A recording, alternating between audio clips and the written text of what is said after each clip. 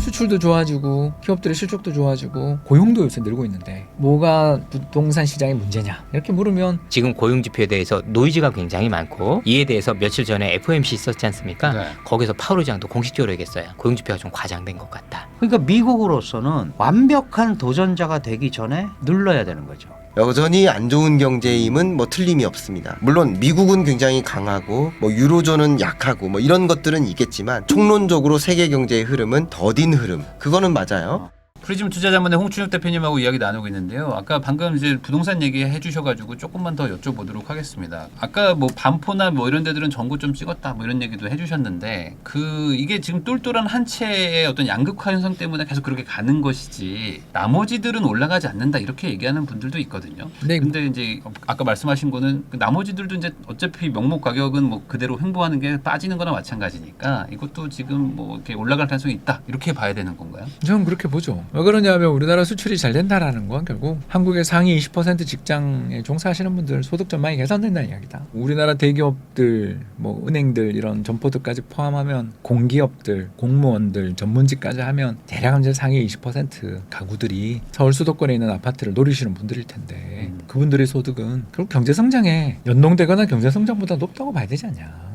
그러면 올해 기업 이익이 좋아지는 게 보인다고 이야기했는데 수출 좋은 거 이제 부인 아무도 못 하잖아요. 그럼 수출도 좋아지고 기업들의 실적도 좋아지고 고용도 요새 늘고 있는데 뭐가 부동산 시장의 문제냐 이렇게 물으면 프로젝트 파이낸싱료 정도 이야기하시겠지만 그거에 해당 사업장은 피를 토하겠지만 제가 그거 분양 안 받은 다음에야 저랑 상관없는 이야기잖아요. 더군다나 그런 사업장들 때문에 앞으로 공급은 거의 영혼을 향해서 갈 텐데 또 그 사업장들 문제 때문에 금리를 인하해 줄 텐데 그러니까 부동산이든 뭐든 자산시장에 가격의 추세를 좌우하는 게 1등부터 100등까지 있을 때 50등이 아니고요. 20등이란 말이에요.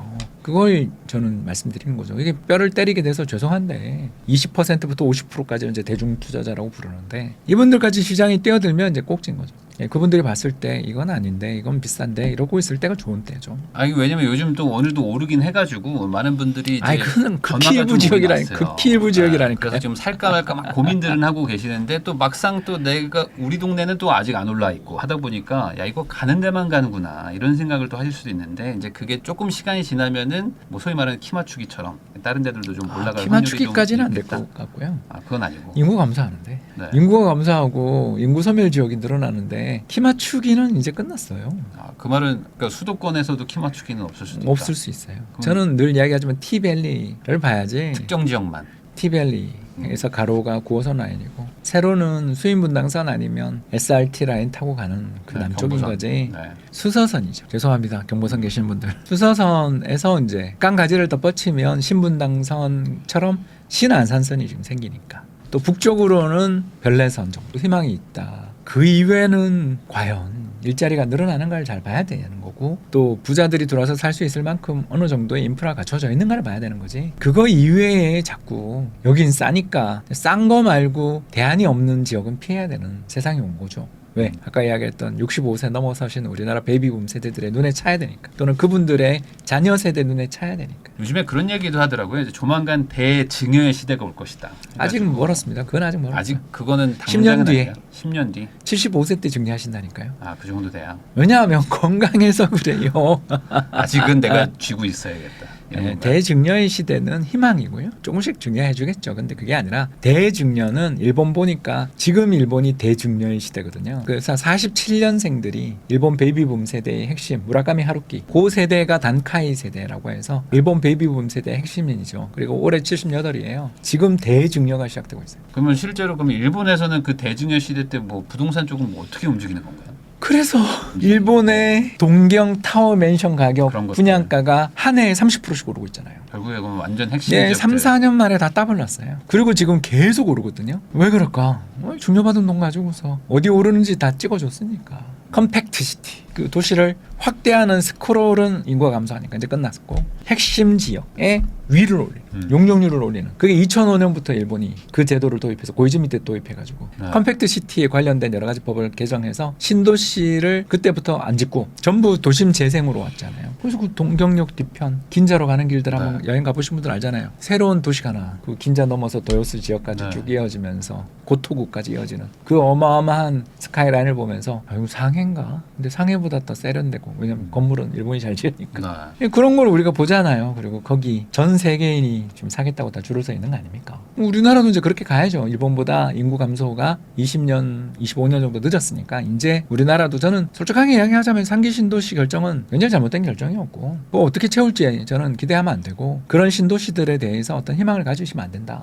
핵심은 도심 재생이다. 사실 그게 맞는 것 같긴 하거든요. 어쨌든 인구 감소가 예정되어 있다 그러면은 뭐 새로운 땅으로 넓히기보다는 사실 좁혀가지고 거기 살 사람이 없는데 거기다가 친환경이잖아요. 더군다나 네. 사람들이 흩어져 있으면 전신주 하나를 놔도 비용이 많이 들고 주차장도 지하로 파면 될걸 그걸 온 천지 지상을 다 주차장으로 덮어야 되잖아요. 그럼 뭐 하는 짓입니까 그게. 도로도 옆으로 끝없이 확산해야 되잖아요. 그냥 지하철 놓으면 될걸. 지하철이 얼마나 탄소 발자국이 적습니까? 네. 그 인구가 감소할 때 컴팩트 시티를 만들어서 어떻게든 에너지 체계도 스마트 그리드 같이 추진해서 그 길로 가는 게 우리나라의 살 길인데 아시는 것처럼 혁신 도시를 만든 나라니까. 그러면 이 말씀을 들어보면은 이제 앞으로 10년 동안은 이제 뭐 어쨌든 증여가 조금씩 될 것이고 이제 10년 지나면서 이제 폭발적인 증여가 나오고 그게 아마 불꽃이 되겠죠. 그러면 그때 되면은 당연히 이제 자녀들이 원하는 것들을 막 사주려고 할 것이고. 그 전부터 움직이겠죠 그게. 네, 그러면 자녀들은 당연히 도심지에 있는 뭐 이렇게 고층 아파트 뭐 이런 것들도 좋아할 것이고.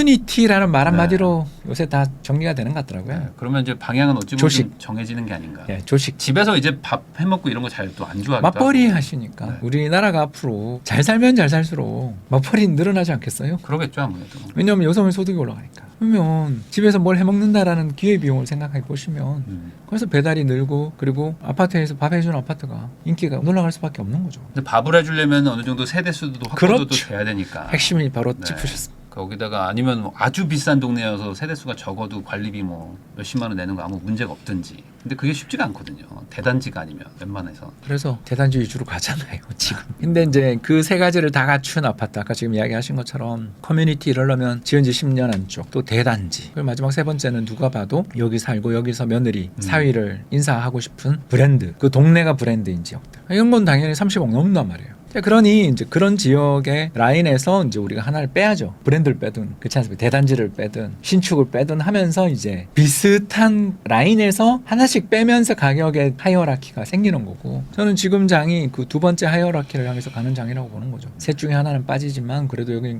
이게 매력이다. 이렇게 이야기할 수 있는 단지들로 가겠죠. 그러면 역설적으로 지금 어느 정도 전고점을 회복한 단지들이 지금 그 상황이거나 아니면 앞으로 재건축되면 그렇게 될 어쩌 보면 최상위 지역들이 좀 그렇게 가고 있는데 여기가 더 갈 수도 있다. 이렇게 그럼요. 생각할 수도 있겠네요. 거기는 예상을 할 필요가 없어요 우리가. 왜냐하면 우리나라의 부자 숫자에 의해서 좌우되는 게 아니라 해외 부자 숫자까지 여기 가세가 하는 거니까. 뭐 가장 대표적인 게 지금 제가 이제 4월에 사전 투표를 마치고 일본을 가서 집 보러 다녔는데 부동산 중개하시는 분들한테 이제 미리 이야기를 다 하고 예약을 하고 갔는데 그래서 당연히 제일교포분한테 갔죠. 가서 이렇게 네. 쭉 하는데 이 집은 누가 사요 이렇게 물었더니 이게 중국 사람요. 딱 그냥 답이 나와요. 이거 엄청 무서운 이야기 아니에요 이거? 싱가포르이 너무 비싸니까 이제 일본 동경으로 가는 거잖아요. 그런 사람들 중에 한국은 안 오겠어요? 밴쿠버만 꼭 가야 되나요? 아니지 않습니까? 우리나라가 일본 동경만 못한 게 뭐가 있어요? 아직은 그래도 외국인 특히 뭐 중국인들이 뭐 강남이나 뭐 이런 데 매수세가 뭐 높지는 않은데 미래가 없다고 볼 수 있냐고요. 더 될 수도 우리가 있다. 동경보다 좋은 점이 일단 네. 동경에 차 몰고 다니는 거 사실상 불가능한 도시인데 우린 그래도 주행 속도가 좀 느려서 그렇지 차는 그래도 다닐 만한 도시. 두 번째로 일본에 가서 보면 그 살 수 있는 아파트라는 타워맨션이라는 거와 일반 주택사의 간극이 엄청 큰 데 비해서 그렇죠. 우리는 아파트 나라니까 살만한 지역들도 엄청나게 많고 안 그렇습니까? 그런 거 보면 또 무엇보다 일본보다 우리나라가 미래 성장률이 낮진 않으니까 여기 사놓으면 포텐은 결국 근로자 1인당 소득의 증가가 집값의 포텐이잖아요. 그 면에서 우리가 일본보다 낫잖아요. 일본은 저평가됐다 올라오는 거지만 우리는 뭐 고평가됐다가 적정 가치 정도로 내려오거나 그 밑으로 지금 가는 중이니까 우리 집값이 더 조정받으면 얼마든지 외국인 더 들어오겠죠. 그러니까 너무 산업적으로 우리나라 입장을 갖고 생각 안 했으면 좋겠어요. 일본이라고 언제 외국인이 사서 집값 올리는 세상이 올 거라고 누가 그걸 생각했겠어요. 결국에 그 가격이 오르는 어떤 추세가 보이는데 뭐 핵심 지역이다 이러면은 또 외국에서 투자 수요 같은 것들도 들어올 수도 충분히 있는 거니까. 가능하지 않나? 그게 약간 아까 말씀하신 대증여의 시대랑 또 맞으면서 뭐 또 다시 폭발할 그러면 수도 있을 그러면 수도 진짜 있고. 무서워지겠죠. 그러면 이런 얘기를 다 듣다 보면은 결국에 어떤 지방에 계신 분들이나 이런 분들이 그럼 뭐 차라리 뭐 이거 정리해서 서울의 핵심 지역들을 사야겠다 이런 생각이 또 강해지실 것 같기도 한데. 네, 그런데 이제 지방 주택에서 두 가지를 좀 말씀을 드리고 싶은데 이제 첫 번째가 우리나라 지자체들이 이대로 하면 미래가 없다. 그러니까 철도 놓고 공항 놓으면 정말 거기 사람이 늘어날 거라고 생각해요? 그거 아니죠. 그거는 부두교 정도에 네. 불과한 신앙에 불과하다고요. 그 철도 놓고 공항 지을 돈을 중앙정부한테서 받을 텐데 차라리 그 돈을 가지고 그 해당 지역의 학교에 학생들 창업 비용을 대주면 향토에 뿌리를 내리는 기업을 만들어주는 게 그 돈 10조 20조를 가지고서 창업하는 사장님들한테 5천만 원씩만 대줘도 물론 절반 떼이겠지만 그중에 하나만이라도 네카오 비슷한 거라도 나오고 네카쿠랩에 비슷한 거라도 나오면 거기 고용이 엄청나게 늘어날 거라는 거 알잖아요. 그러니까 그런 식의 정책을 쓰는 태도를 보이는 지자체에 투자를 해야 된다. 그러니까 일자리가 늘어나지 않는다라면 이런 거고, 두 번째가 세컨드 하우스, 타겟이 될 수 있는 정도의 어떤 지역들은 그래도 괜찮지 않냐. 왜냐하면 아까 이야기했던 그런 베이비붐 세대들이 그 전원 또는 좋은 경치에 대한 굉장히 많은 관심을 가지고 있지만 우리나라에서 전원주택이 굉장히 힘들다는 것도 알고 있는 사람들이잖아요.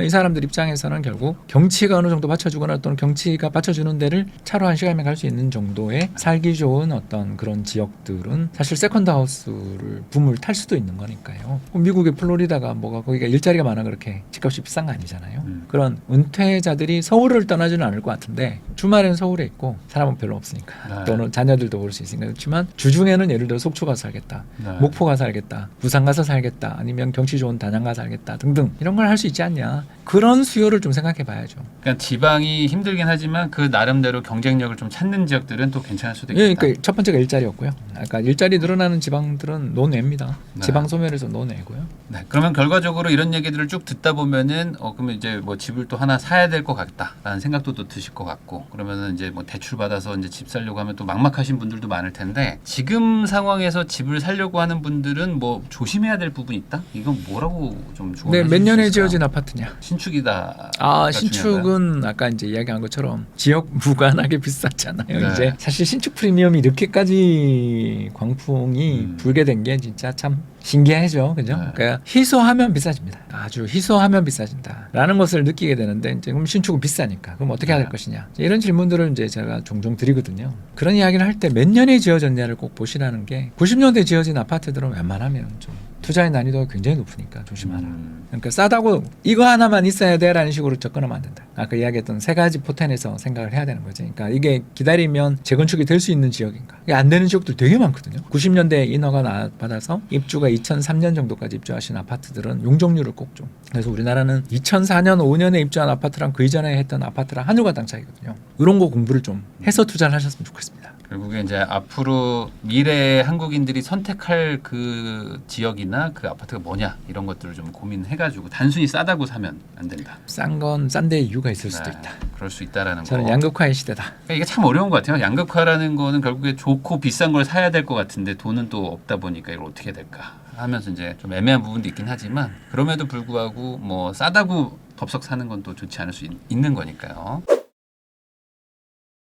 지금까지 프리즘 투자자문의 홍춘욱 대표님과 함께 또 뭐 세계 경제부터 뭐 부동산 그리고 어떤 투자를 해야 될지 이야기를 한번 나눠봤는데, 아마 시청하신 분들한테 많은 도움이 되지 않았을까라고 생각이 좀 듭니다. 다시 한번 시간 내주셔서 시청해주셔서 감사하다는 말씀 전하면서 저도 대표님하고 인사 나누도록 하겠습니다. 오늘 나와주셔서 감사드립니다. 감사합니다.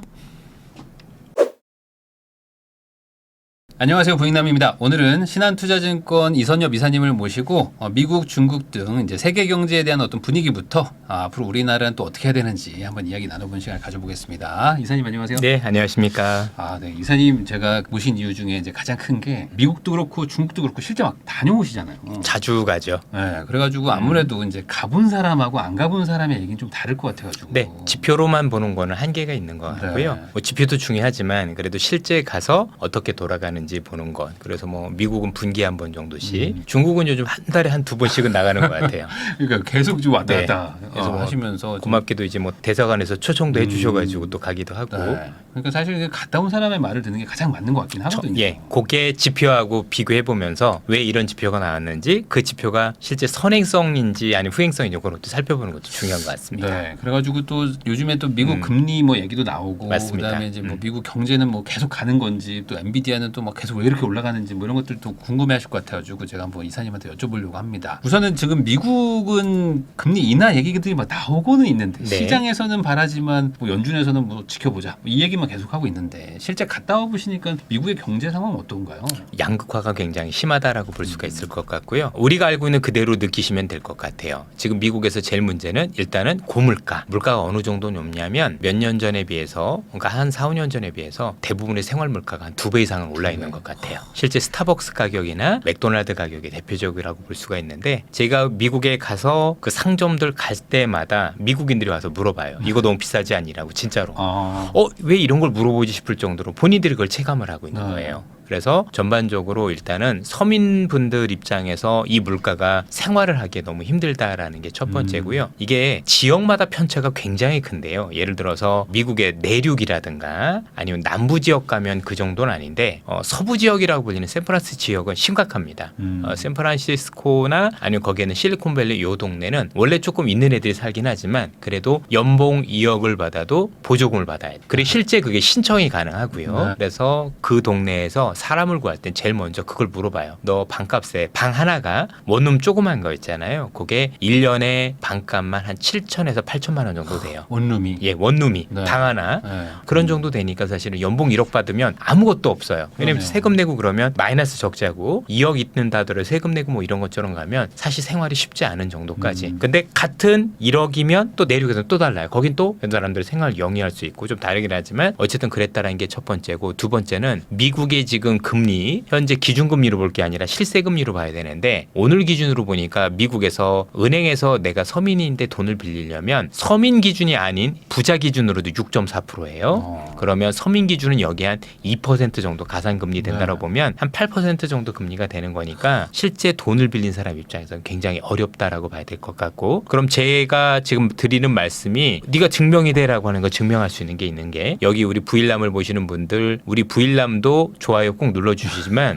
여러분들 연준 아시죠? 네. 연준이 최근에 유튜브를 시작을 했어요. 예, 20만밖에 안 됩니다. 거기에 보시면 지난 한 두 달 전인가 페드 리슨즈라는 게 있어요. 이게 파월 의장이 주최하는 서민과의 공청회예요. 네. 그래서 연준 있는 다음 날이 있는 거예요. 그죠? FOMC 회의 있고 다음 날 했는데 거기에 공식적으로 그게 2시간짜리 다 공개가 돼 있거든요. 네. 이거 여러분들 요즘 뭐 해석 이렇게 하면 다 되니까 그 전부 다 AI로 다 네. 되지 않습니까? 다 보면 번역됩니다. 진짜 울면서 얘기하세요. 서민들이 우리 이렇게 너무 힘들고 장난 아니다. 네. 그런데 너네들은 지금 대기업만 보고 지금 금리 정책 쓰는데 정말 다 망해간다라는 게 그분들의 생각인 거고 연준도 그걸 시장에 얘기하는 게 뭐냐면 시장에서 생각하는 만큼 미국 경제가 그렇게 꼭 탄탄한 것만 아닙니다라는 당위성을 제공해주기 위해서 한 공청회로 알고 있습니다. 그러면은 결국에 지금 그 서민들 입장에서는 아주 힘들다 네. 이런 얘기인데 그게 또 데이터로 봤을 땐 느껴지지 않는다면은 상대적으로 안 힘들거나 좀 덜 힘든 집단들도 많다는 얘기네요. 굉장히 많은 게 대표적인 게 대기업 집단이고 아니면 조금 소득층이 높은 입장에서는 오히려 좋죠. 왜냐하면 소득층이 있는 분들 입장에서는 현재 금리가 높으니 은행에 넣었을 때 이자 소득이 굉장히 많을 네. 거고요. 두 번째는 지금 미국의 빅테크 기업이나 큰 기업들은 남의 돈을 안 쓰죠. 지금도 돈이 너무 많아서 자사주를 사거나 배당을 많이 주잖아요. 그러니까 금리에 대한 피부로 느껴지는 게 전혀 없는 거죠. 오히려 지금도 말씀을 잠시 주셨지만 엔비디아가 또 돈을 너무 많이 벌잖아요. 네. 그 무슨 의미가 있겠습니까? 그래서 그들 중심으로 너무나도 좋은 어떤 경기 상황이 돼가고 있는 거고 앞서 말씀드린 일반적인 서민이나 자영업자, 중소기업 하는 분들과 이 온도 간의 격차가 굉장히 커지고 있다라고 보셔야 될 것 같습니다. 그러면은 연준에서 맨날 얘기하는 것 중에 하나가 이제 고용이 좀 뭐 잡히면은 뭐 금리 인하도 네. 가능하다 뭐 이런 얘기하는데 또 고용은 또 안 잡히고 뭐 계속 간다 뭐 이런 얘기들도 있고 하는데 그러면은 이제 서민들은 취업이 안 되고 뭐 이러지만 또 뭐 중산층이라고 해야 될까? 여긴 네. 또 뭐 탄탄하게 또 고용이 되는 건가요? 그렇지도 않은 게요. 요것 때문에 지금 우리 뭐 대표님이나 저랑 얘기했던 게 최근에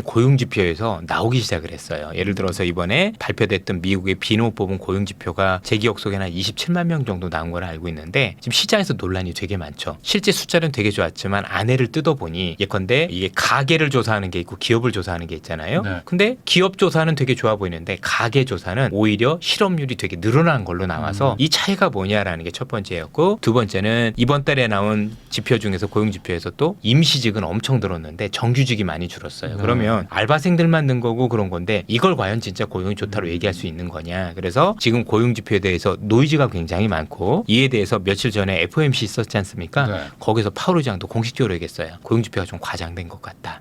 이런 표현을 해서 그러니까 그 안에는 27만 2천 명이 온전히 우리가 흔히 얘기하는 정말 고용지표로 역할을 하는 게 아니라 이 중에 허수가 많다는 걸 애둘러 표현을 한 것 같아요. 그러면 이게 생각보다 경제가 조금 뭐 이렇게 천천히 좀 이렇게 좀 식어가는 식어가고 있다. 모습을 보이고 있고 실제 미국 중심으로는 흔히 얘기하는 서민층부터 뭔가 조금씩 무너지는 모습을 보이고 있는 거죠. 근데 아까 방금 전에 이제 금리 얘기해 주셨는데 네. 사실 이 금리라는 거는 안 빌린 어떤 IT 테크 기업들은 뭐 상관없다라고 말씀하셨지만 반대로 이제 부동산 쪽 하는 곳들은 대출을 엄청나게 다들 받잖아요. 많이 받죠. 그래가지고 이제 상업용 부동산 다 막 힘들다 이런 얘기들 나온 지가 꽤 됐는데 네. 그러다 뭐 붕괴 위기 이런 얘기들도 있었는데 지금은 좀 어떤가요? 상업용 부동산은 여전히 위기이고 우리가 알고 있는 일반 주택 부동산하고 좀 다를 필요가 있는데요. 미국 같은 경우는 일반 주택과 관련된 부동산은 보통 30년 만기 모기지입니다. 그럼 내가 이제 돈을 빌리면 30년 동안 금리가 같다라는 얘기가 되는 네. 거고 2008년 미국의 금융위기 이후에 미국인들은 개인들은요 남의 돈을 빌릴 때 30년 만기 변동이 아니라 고정금리로 다 돈을 빌렸어요. 네. 그러니까 30년 만기를 빌렸으니 지난 2008년부터 이번에 코로나 있기 전까지는 금리가 거의 제로였으니까 사실 그래서 주택 시장은 전혀 문제가 없었던 거고요. 왜냐면 빚부담이 있는 사람이 없는 거예요. 네.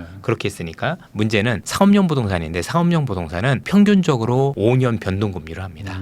그래서 만기가 5년 정도 되고요. 대부분 변동. 왜 그게 리츠라는 형태여서 네. 아시지 않습니까? 투자 개념이라 그렇게 됐던 건데 미국의 상업용 부동산은 굉장히 어렵고 실제 제가 갔던 샌프란시스코 지역이나 다른 지역도 실제 빌딩 가격이 거의 실제 자기네들이 샀던 가격에 비해서 3분의 1 정도로 떨어진 그러니까 30%가 빠진 게 아니라 60%가 빠진 가격인 게 네. 일반적인 현상들인데 그런데도 왜 불구하고 시장에서는 큰 문제가 없느냐라고 하면 이 빌딩을 가지고 있는 형태가 되게 독특한 게 있고 또 하나는 현재 이 무너지고 있는 이 상업용 부동산과 관련된 부분은 어떤 특징이 있냐면 전반적으로 이게 이제 우리 얘기하는 금융 투자 그렇죠? 미국인들 같은 경우도 리츠에 투자하고 막 이러잖아요. 네. 그러니까 이게 손실이 굉장히 많이 분산이 되어 있어요. 그래서 특정 계층이 다치지 않고 특히 요걸 돈을 제일 많이 빌려준 세력이 누구냐면 미국의 지방은행들 또는 중소은행들인데 네. 이 사람들은 지금 되게 어렵거든요. 근데 얘들이 파산을 하면 금융 위기로 가는 게 아니라 오히려 미국의 JP 모건이라든가 골드만삭스 같은 기업들이 이 기업을 인수를 해요. 네. 그래서 오히려 금융시장에서는 빈입빈 부입비가 돼가면서 위기로 번지는 게 아니라 위기는 아래에 있는 은행이 위험하면 이게 위에 있는 은행까지 번지는 걸 위기라고 하는데 그게 지금 차단이 돼 있어요.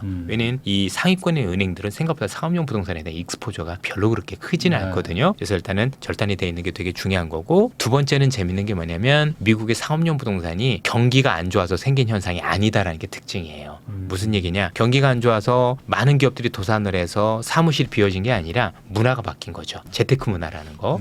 문화의 변화 때문에 일어난 현상이다 보니 사실상 위기하고는 또 거리가 멀고 세 번째가 재밌는 게 미국에서 생각보다 많은 상업용 부동산들이 요거를 전용을 하기 시작했어요. 오피스 이런 걸로 아마 그래서 오늘도 한경인가 이런 게 신문에서 나온 걸 보면 우리나라 기업들이 무슨 건설 업체들이 가서 그걸 해주고 있다는 얘기들 뭐 많이 주택으로 있는데 바꾸고 뭐 맞습니다. 이런 걸 하더라고요. 예, 실제 제가 샌프란시스코에서 그 빌딩을 가지고 있는 실제 미국인 빌딩주들을 만나봤는데 네. 별로 두려워하지 않더라고요. 가격 떨어져도 어차피 내가 팔 거 아닌데 무슨 상관이야. 네. 이런 사람들도 되게 많아서 내가 이거 고쳐서 다르게 새놓으면 되니까 너무 걱정하지 마. 이런 얘기들이 되게 많았거든요. 그래서 실제 위기가 맞긴 한데 이 위기가 금융위기로 번지거나 아니면 전체 미국의 시스템 위기로 번질 가능성은 매우 낮아 보이고요. 마지막으로 요건 꼭 기억해 주셨으면 좋겠는 게 미국의 상업용 부동산은 미국의 은행들이나 금융회사에서 회계 인식이 보통 10년에 걸쳐서 합니다. 그래서 첫 해는 안 해요. 혹시 망해도 첫 해는 안 하고 왜냐하면 그 애들한테 야 팔아서 한번 갚아봐 기회를 주거든요. 두 번째도 보통 그래서 실제 위기가 있다고 하더라도 첫 해하고 둘째는 회계 장부상 반영을 하지 않습니다. 네. 거의. 그리고 세 번째부터 이제 나눠서 이렇게 하거든요. 그래서 2008년 금융위기 때도 부동산과 관련된 그중에서도 개인주택과 관련 건 바로 반영을 했지만 그때도 상업용 부동산 위험했는데 상업용 부동산은 3년 뒤부터 반영을 했다. 그러면 제가 드린 말씀이 좀 일부 제가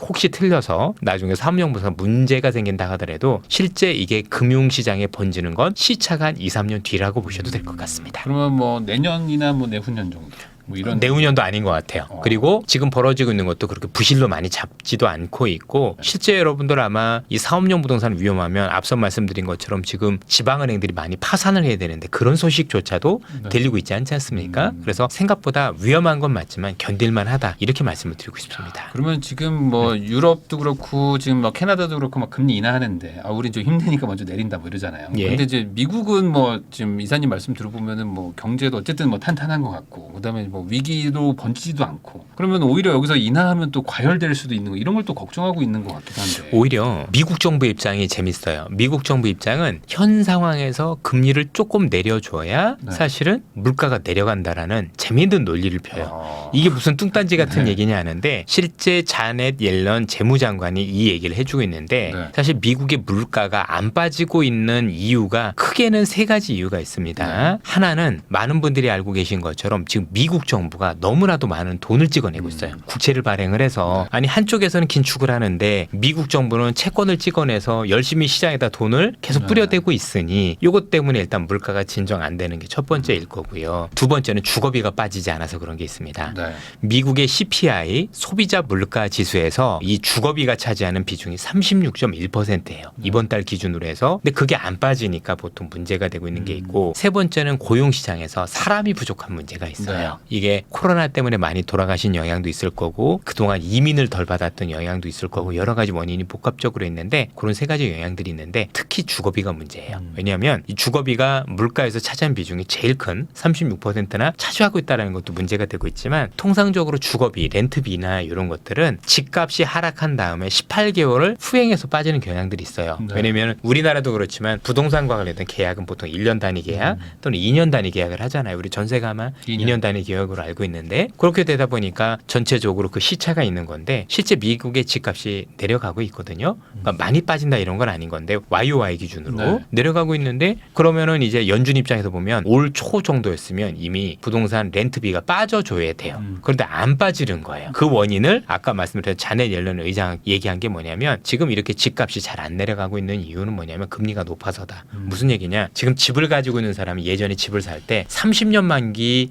주택담보대출로 불렸다고 말씀드렸잖아요. 너무 낮게 받아. 네, 바로 그거예요. 내가 너무 낮게 빌렸는데 지금 이 집을 팔고 사면 옮길 수가 없는. 금리를 7, 8%짜리 해야 되는 거예요. 네. 그러니까 안 되니까 요 주택담보대출 금리를 내려주면 이 집을 팔고 이쪽으로 갈 수 있잖아요. 그럼 네. 집이 매물이 나와요. 실제 지금 미국에서 집값이 오르고 있는 가장 큰 이유가 매물이 안 나와요. 안 나오는 가장 큰 이유는 집주인 입장에 지금 내놓으면 내가 너무 손해기 때문인 거죠. 네. 그래서 미국 재무장관은 대놓고 지금은 금리를 내려야 금리가 낮아져서 사람들이 집을 팔고 지금 새롭게 집을 사더라도 금리 부담이 낮아지기 때문에 이게 선순환이 될 거다 얘기를 하는 재밌는 논리를 피고 있고 이에 대해서 이제 미국의 경제학에서는 둘로 나눠 싸우는 거죠. 네. 일부에서는 그 얘기가 맞다라고 얘기를 하고 무슨 소리냐 이렇게 물가가 높은데 금리를 내리면 물가가 재발하지라고 해서 양비론을 펼치고 있어요. 그런데 많은 투자자분들께서 그거 하나는 알아주셨으면 좋겠어요. 자넷 옐런 재무장관은 당연히 이제 정치인이니까 우리가 흔히 얘기하는 현 대통령 바이든 편을 들긴 하지만 연준에 있었던 연준 의장 중에서는 역사상 가장 훌륭한 분이세요.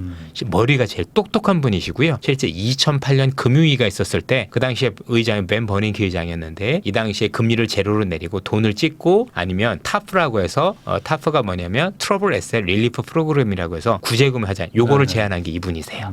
그래서 모든 것들의 머리는 다 이분에서 나왔다라고 보면 우리 허투루 들을 얘기는 아닌 것 같습니다. 근데 이게 얼추 또 들어보면 또 맞는 것 같은 게 이게 어찌됐든 시장이 너무 경직되어 있는 거죠. 맞아요. 거기는. 그런 거죠. 역설적으로 우리나라는 이제 변동금리여서 힘들었지만 여기 너무 고정금리니까 이제 맞아요. 움직이질 못하니까 시장이 이제 적체되어 있는 거고 이러니까 이제 신규 공급도 안 되고 그러니까 이제 조금 나오는 것들은 엄청 비싸지. 맞아요. 네, 그러니까 소수가 비싸지니까 또 다 같이 올라가는. 그러니까 이제 미국이 특이하게 2008년 금융위기가 부동산발 위기다 보니 2008년 이후부터 집을 안 지어서 원래 공급도 부족했던 게 있었는데 거기다 금리 1%짜리 가지고 있는 사람들 입장에서는 안 파는 게 유리하니 매물은 안 나오고 집을 살려는 사람들은 많고 계속 오를 수밖에 없는 환경이었던 것 같습니다. 그러니까 지금 옮기면 금리를 한 3-4배 더 내야 돼. 세너배 내야 되니 옮길 이유가 없죠. 집을 내놓을 이유도 없는 거고. 그러니까 이게 오히려 시장을 너무 좀 위축시키는 것도 있다. 오히려 제가 보더라도 그래서 미국이 지금 선제적으로 금리를 한두 번 정도 내려주면 저도 오히려 물가가 반등하는 게 아니라 저도 반대의 가능성이 높지 않을까 저도 조심스럽게 얘기를 하고 있습니다. 네. 예. 그러면 이제 결국에 아까 말씀하셨던 것처럼 이제 IT 뭐 이제 빅테크 이런 기업들은 이제 돈이 이제 너무 많고 넘치고 이제 대출도 없고 당연히 뭐 직원들한테 뭐 급여도 많이 주고 뭐 이러는 상황이다 보니까 뭐 아마 지금 미국 주식 투자하시는 분들 많을 텐데 지금 뭐 결국에는 뭐 다 미국 주식 가야 된다는 걸로 지금 모두가 다 귀결되어 있거든요. 뭐 이제 엔비디아를 이제 뭐 필두로 해가지고 미국 주식 사면 무조건 돈 번다. 약간 이런 분위기가 있는데 이게 지금 계속 가는 분위기라고 봐야 될까요? 이게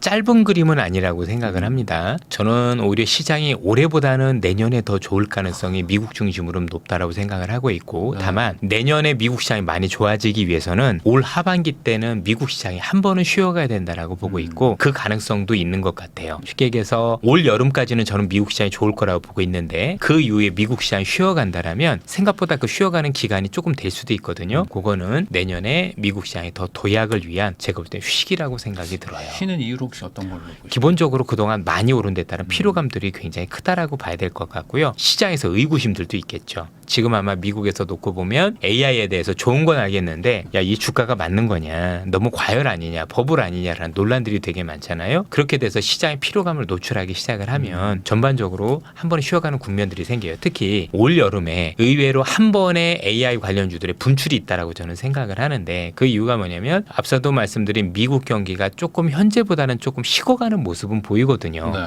그럼 흔히 얘기해서 경기 관련주는 좀 주가가 하락할 수밖에 없을 텐데, AI는 경기하고 상관이 없는 네. 애들이다 보니까 이들만 뜰 수 있죠. 그러면 한쪽으로 과한 쏠림이 있을 수도 있을 것 같아요. 네. 그래서 이 과한 쏠림이 원래 천천히 가야 될 거를 굉장히 빨리 올릴 수 있는 거고, 그러면 그게 단기 피로감으로 작용하면서 그렇게 해서 쉬는 것들은 그래도 며칠 쉬는 정도가 아니라 그래도 달 이상은 충분히 쉬었던 것 같아요. 그리고 조정폭도 꽤 됐던 것 같고, 그리고 저는 그 빌미를, 혹시 저는 제 판단이지만 틀릴 수도 있겠지만 저는 그래도 9월에 미국이 금리 날 가능성이 높지 않겠느냐라고 조심스럽게 보고 있는 편인데, 이번에 금리를 내리는 것 자체가 지수 조정에 저는 빌미가 될 수도 있겠다라고 생각을 하고 있어요. 네. 왜냐하면 이제 미국의 금리를 내리는 가장 큰 요인은 현재보다 경기가 둔화될 경우 내릴 거니까, 그럼 시장에서는 계속 경기가 좋은 줄 알았는데 그게 아니다라고 생각을 하면 일단 한번 팔고 가자라는 차익실을 한번 해봐야 되는 거 아니야라는 그런 생각이 되겠죠. 이게 가능한 이유가 뭐냐면 미국의 특성 때문인데요. 미국의 실업률, 특히 네. 이번에 이제 파월 의장이 혹시 미국의 실업률에서 뭔가 문제가 생긴다라면 대응을 하겠다라고 얘기를 했었고, 네. 근데 미국에서는 실업률이 조금 오르기 시작하면 급격하게 오르는 특징들이 있었어요. 그래서 이거를 샤메 법칙이라는 표현을 쓰기도 네. 합니다. 물론 이제 그 샤메 법칙은 그 앞전에 뭐 지표가 어떨 때 이런 수치를 할 때 그런 것도 하지만, 어쨌든 미국에는 많은 석학들은 야, 실업률이라는 건 한번 오르기 시작하면 급격하게 올라라는 네. 생각들을 가지고 있기 때문에 실업률이 약간 오를 때 제가 볼 땐 경기 둔화일 가능성이 높은데 시장에서 앞서 나갈 가능성이 높아요. 이전의 사례를 보아니 이 정도 올라지면 결국에 실업률이 굉장히 급격하게 올라가면서 미국을 경기를 침체로 몰아넣었더라는 인식들을 가지고, 데이터를 가지고 또 통계를 가지고 시장의 우려를 자극할 가능성이 있다라고 보여지는데, 저는 실제 그 우려에도 불구하고 침체 가능성 매우 낮다라고 보고 있어서 사실은 괜찮은 조정이라고 생각을 하는데, 문제는 뭐냐면 지수가 10% 조정을 받으면 종목이 30%씩 네. 하락을 해요. 그래서 아마 거기서 만약에 투자를 하시는 분들 입장에서는 굉장히 곤란한 일이 벌어질 수 있을 거고, 제가 지금 분명히 말씀드렸을 때 그거는 잘 기다리면 좋다라고 하는데 막상 다치면 제 얘기 들어오지 않습니다. 그렇죠? 일단은 지금이라도 탈출해야 되는 거 아니야? 네. 정말 시장 끝난 거 아니야? 이런 생각들이 많이 드실 수 있을 것 같아요. 그러니까 예. 아까 말씀하신 30% 빠진다는 거는 아무래도 좀 많이 올라간 것들도 맞습니다. 많이 빠지게 예. 될 거잖아요. 사실 최근에 같이 보셨겠지만 우리나라 주식시장에서 종목들의 움직임이 너무 가파릅니다.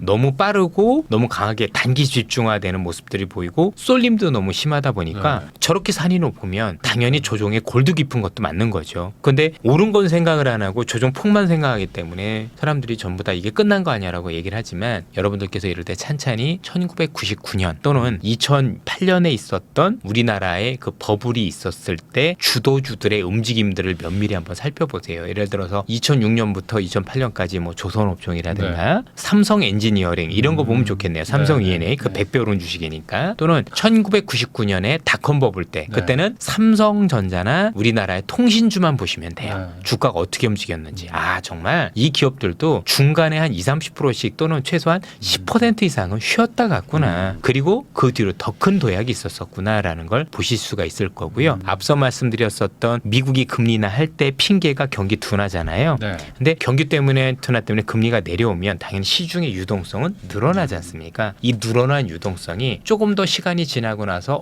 유동성은 늘어났는데 경기가 침체가 아니라고 생각하면 그때부터는 말을 만들어내기 시작을 해요. 시장의 성장이 이만큼일 겁니다라고 해서 부풀려서 얘기를 하겠죠. 그러면서 현재 시장보다도 훨씬 더 과하게 성장성이라는 걸 부각시키는, 즉 실제 실적이 그렇게 나오진 않는데 미래 그렇게 될 거다라는 희망을 끌고 오는 버블 장세가 내년에 저는 형성될 가능성이 높다라고 보는 거예요. 아, 그 보통 이제 뭐 대선 끝나면 이제 좀 침체가 올 것이다. 뭐 대선까지 끌어올리는 거지 여기서 피크다. 뭐 이런 얘기 하시는 하시는 분들도 있는데 오히려 대선 이후에 한 번 더 갈 수도 있다. 왜냐하면 처음에는 이 AI라는 게 없었을 땐 그게 맞았어요. 네. 왜냐하면 이제 바이든 정책 중에서 대표적인 게 IRA였고 신재생과 관련된 기업들 중심이었기 때문에 그게 맞았는데 이 AI는 트럼프냐 아니면 바이든이냐 전혀 상관이 없어요. 연속선상에서 있는 네. 거라고 봐야 될 것 같고 그 스케줄을 놓고 보면 어차피 지금 미국 시장을 땡기는 건 IRA법 때문에 땡기는 주식은 별로 없잖아요. 대부분 다 AI 때문에 올라가고 있는 네. 주식이라고 생각을 하면 AI 스케줄과 관련해서는 오히려 제가 볼 때는 미국의 대선이 끝날 즈음에 저도 시장이 쉬어간다는데 동의하는데 대부분은 그게 끝났다라고 생각을 하는데 제가 볼 땐 그게 내년에 더 크게 뛰기 위한 저는 쉬어감이라고 보고 있습니다. 그러면 이것도 좀 궁금한 부분인데 네. 이제 애플도 이제 끝났다라고 했는데 네. 갑자기 오픈 AI 탑재한다고 하니까 다시 또 막 올라가는데 지금 시장은 뭐 완전히 그냥 AI가 주도하는 그런 그럼요. 거라고 봐야 될까요?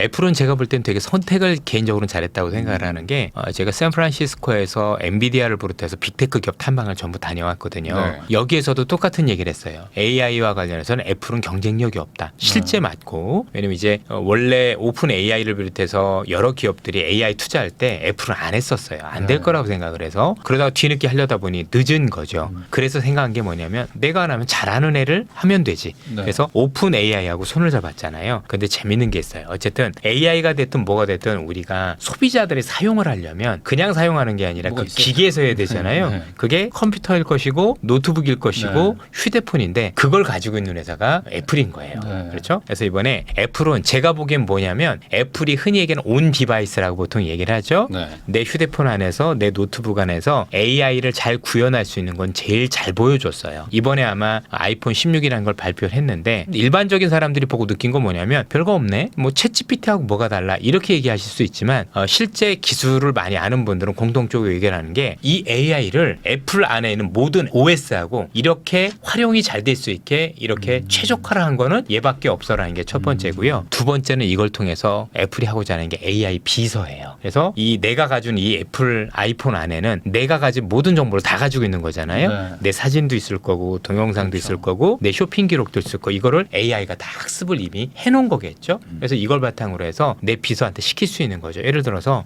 내가 몇 월 며칠부터 며칠까지 샌프란시스코 갈 거니까 예약 좀 해라는 한마디에 제가 그동안 했었던 패턴이 있을 거 아니에요. 예를 들어서 저라는 사람은 미국 갈 때 매일 4시에 출발하는 대한항공밖에 안 타고 샌프란시스코 가면 일본계 니코 호텔에서만 자고 뭐 이런 것들이요. 그래서 알아서 이걸 실제로 해주는 시스템으로 가요.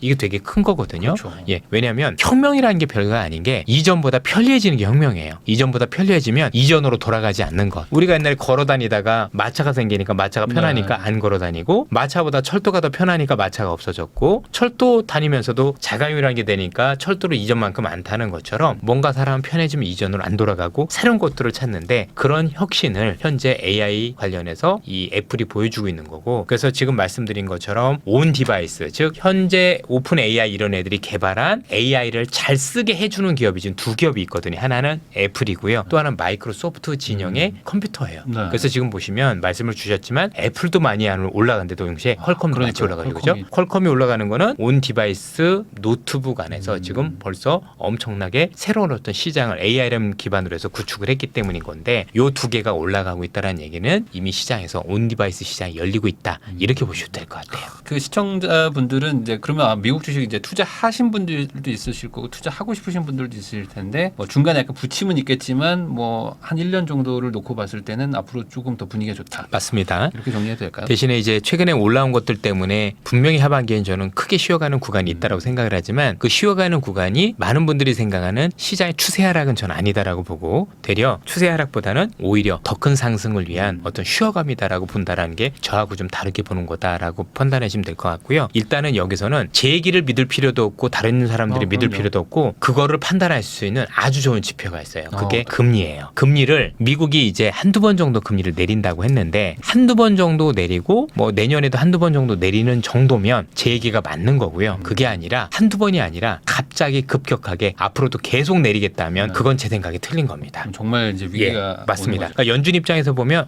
그래 그동안은 고금리 때문에 문제가 됐지만 이 정도 금리면 시장도 괜찮고 나쁘지 않아라면 더 내릴 필요가 없거든요. 네. 이건 되게 좋은 시장인 거고요. 그게 아니라 제 생각과는 다르게 미국이 좀 문제가 있는 것 같아. 그럼 문제가 있으려면 그 피해가 덜 하도록 내가 더 조치를 취해야지. 그래서 금리를 계속 연속적으로 내리면 그거 시장이 끝난 게 맞습니다. 그래서 저는 그렇게 생각을 하지만 일단 일단 제 얘기보다는 여기 계신 많은 분들은 미국이 기준금리의 패턴을 어떻게 가져가느냐 보고 판단하시는 게 제일 정확할 거라고 보여집니다. 방법론을 드리는 게 맞는 것 같아요. 한국외대 강준영 교수님하고 이야기 나누고 있는데요. 그러면 요걸 한번 좀 여쭤보겠습니다. 결국에 이렇게 된 거에서 외부에서 좀 문제를 좀 해결하면 좋은데 그게 꽉 막힌 게 아까 말씀하신 대로 뭐 미국이든 EU에서 막 지금 견제를 하고 있다고 그랬잖아요. 근데 이게 약간 그 미국과 한번 붙어보겠다 했던 그게 또 이렇게 좀 나비 효과처럼 오고 있는 게 아닌가. 그렇죠. 그 부분이 분명히 있습니다. 시진핑이 2012년 18차 공산당 대표대회 중국의 총서기가 됐어요. 중국이 총서기가 되면 명목상의 국가 원수인 이제 국가주석을 그 다음에 3월에 하게 돼 있고, 그러니까 이제 실질적으로 당 정권을 장악을 하게 돼 있죠. 그리고 당해 군대인 인민해방군의 통수가 됩니다. 그러니까 결국은 당 정군의 핵심 지위를 다 갖는 게 이제 2012년 시진핑의 등극인데, 그때부터 무슨 얘기를 했냐면 중국의 꿈을 사실 얘기한 거예요. 요새 나온 얘기가 아니고 2012년에 한 말입니다. 이 중국의 꿈이라는 게 뭐냐면 중국이 세계를 호령하던 국가였다. 그 아편 전쟁 때 서구 제국주의 열강 때문에 우리가 상당히 곤욕을 겪었으나 1949년 중화인민공화국을 수립을 하고 그 다음에 78년에 개혁 개방을 선언한 다음에 중국만의 발전 모델로 이렇게 세계적 국가가 됐다. 그러니까 이제는 우리도 우리 목소리를 내야 되지 않느냐. 이렇게 하면서 자연스럽게 미국과의 충돌이 시작이 된 거예요. 이게 그 당시에는 이제 오바마 시대입니다. 오바마도 중국을 굉장히 많이 견제를 했지만 그래도 갈등과 협력 중에서 협력을 중심으로 흐름을 가져갔어요. 그때 이제 오바마 때 그 부통령이 바로 바이든이에요. 8년간. 근데 미국으로서도 좀 특이한 대통령이 나온 거예요. 그게 이제 트럼프 대통령. 트럼프 대통령이 딱 보니까 중국이 계속 발전해서 미국한테 도전을 하고 있단 말이죠. 미국이 세계 유일 초강대국으로서 지위를 가지고 있는데 미국이 세계를 지배하는 달러 패권이라든가 해상 군사력이라든가 사이버라든가 이런 부분에 대해서 중국이 도전장을 던졌다고 트럼프가 생각을 한 거예요.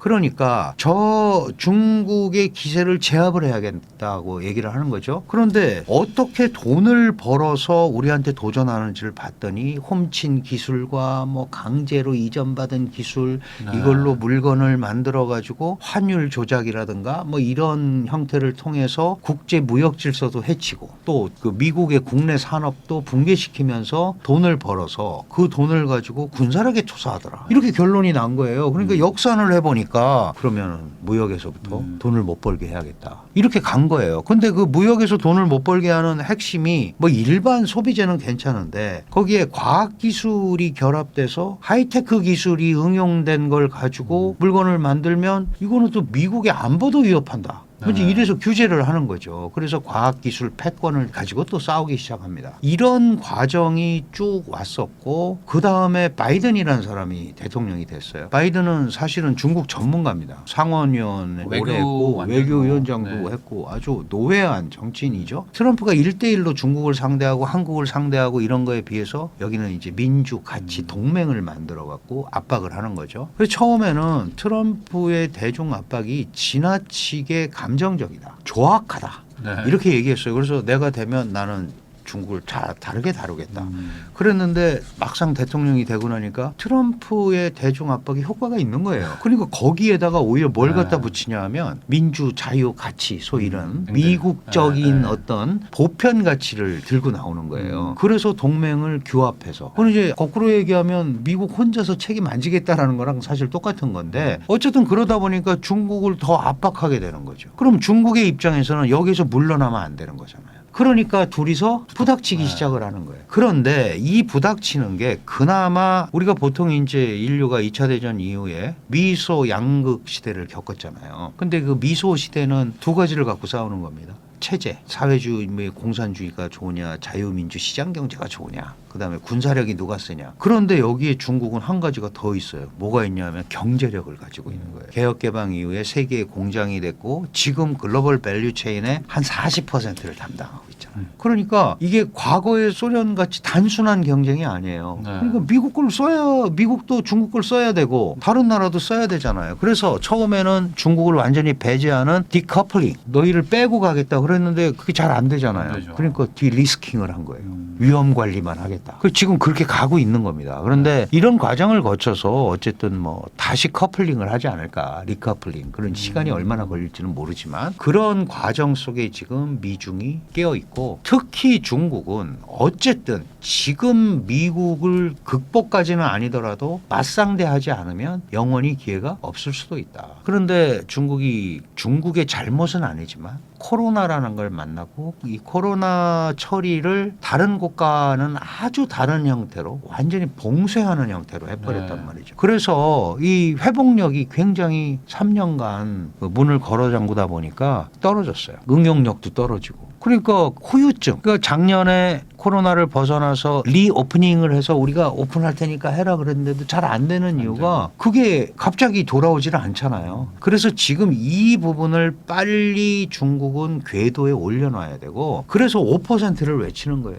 5%를 해야 저기 나라가 돌아간단 말이죠. 보통 이제 우리가 중국 같은 경우에 GDP 1%가 약 250만 개 정도 일자리를 창출한다고 그러거든요. 그러니까 5%라는 게 그게 1200만 개 일자리 만들겠다는 거예요. 근데 중국의 1년 대졸자만 1158만이 작년에. 그럼 이 사람들을 취직을 시켜야 될 거 아니에요. 그러니까 무조건 5% 그러니까 성장을 5%를 해야 해야 되는 거예요. 그리고 또 만들어낼 거예요. 뭐 투자를 하든지 뭐든지. 그런데 이게 선순환 구조가 돼서 만들어져야 되는데 정부가 민간 투자 없는데 우선 숫자를 맞추려고 막 고정자산 투자를 지나치게 해놓으면 그것도 또 고인물이 돼서 네. 문제가 될 수 있잖아요. 그런 딜레마에 빠져 있다 지금.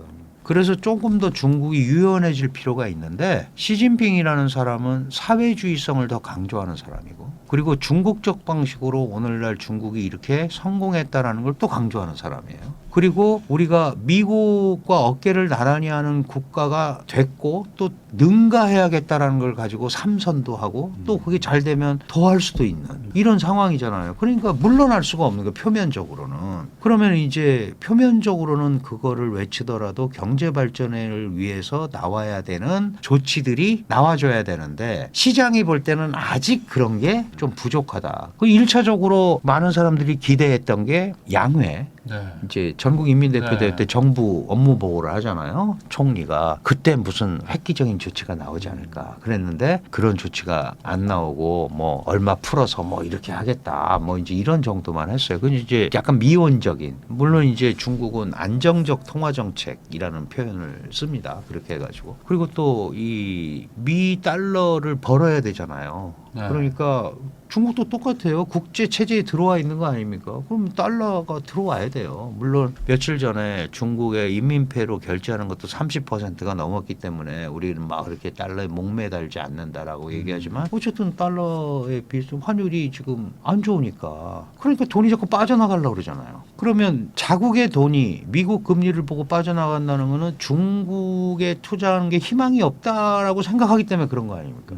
부동산도 마찬가지죠. 재산 증식의 수단으로 좀 사놓고 싶은데 저게 나중에 가가지고 이상하게 되면 어떡하지? 계속 악순환이네요. 그러니까요. 그런 구조에 지금 들어있기 때문에 이 부분을 어떤 식으로 넘어가느냐가 지금 관건이다. 근데 이제 저는 개인적으로 중국이 전혀 길이 없는 건 아니다. 왜냐하면 돈도 있고 경험도 있고 그럼 조금 글로벌 스탠다드에 물론 이제 그거를 미국 패권이라고 생각을 하고 미국이 자신들을 주저앉힌다고 생각을 하니까 잘 못하지만 세계와 중국의 성장은 국제화해서 성장한 거거든요. 네. 그런데 성장해놓고 나 혼자 가겠다 그러는 거랑 똑같아요. 다른 데서 보면. 그 국제화로 성장한 것처럼 국제 규범을 따라가면서 가면 길이 있지 않을까.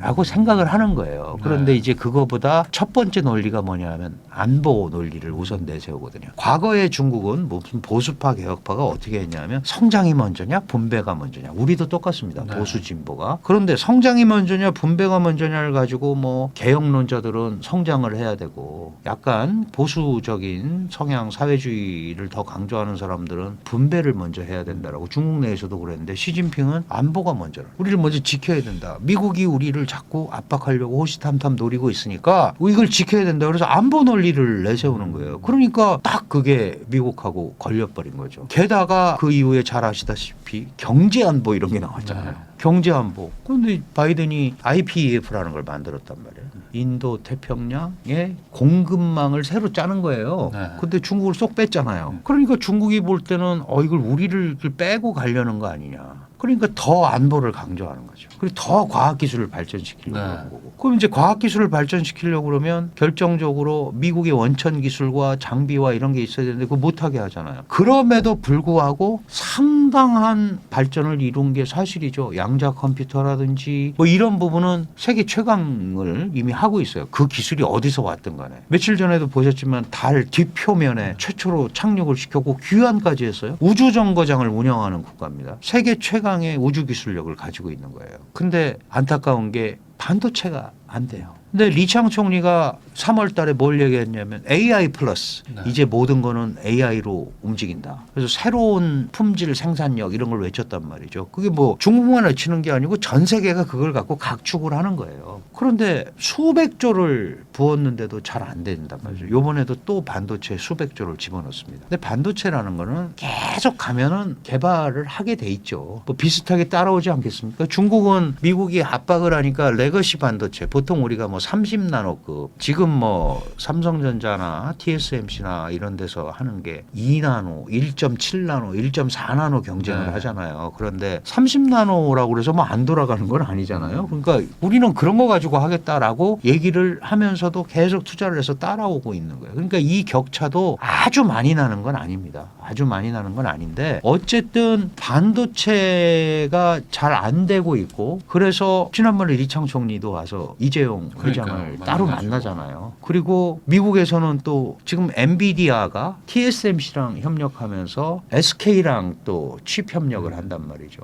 이게 지금 막 각 업체들이 어떻게 살아남느냐를 가지고 움직이고 있는 거예요. 그리고 중국은 그거 우리 반도체가 필요해요. 그러니까 이거를 이제 중국이 어떤 식으로 한국과의 관계를 설정하느냐 이것도 굉장히 중요하죠. 근데 자꾸 정치 논리로 나오면 경제 기류가 굉장히 어려워져요. 저는 여기서 좀 궁금했었던 게 우선은 중국은 엘리트 집단이 국가를 운영하는데 미국하고 붙어도 되겠다는 어떤 그 판단이 있었으니까 그렇게 한 게 아니었을까. 그 처음에는 네. 그거는 이제 당연히 중국은 이제 당 총서기한테 권력이 다 집중이 돼 있어요. 아시다시피 덩샤오핑이 살아있을 때는 도광량해라고 많이 들어보셨죠. 우리가 힘을 최대한 기를 때까지는 조용히 기르자. 네.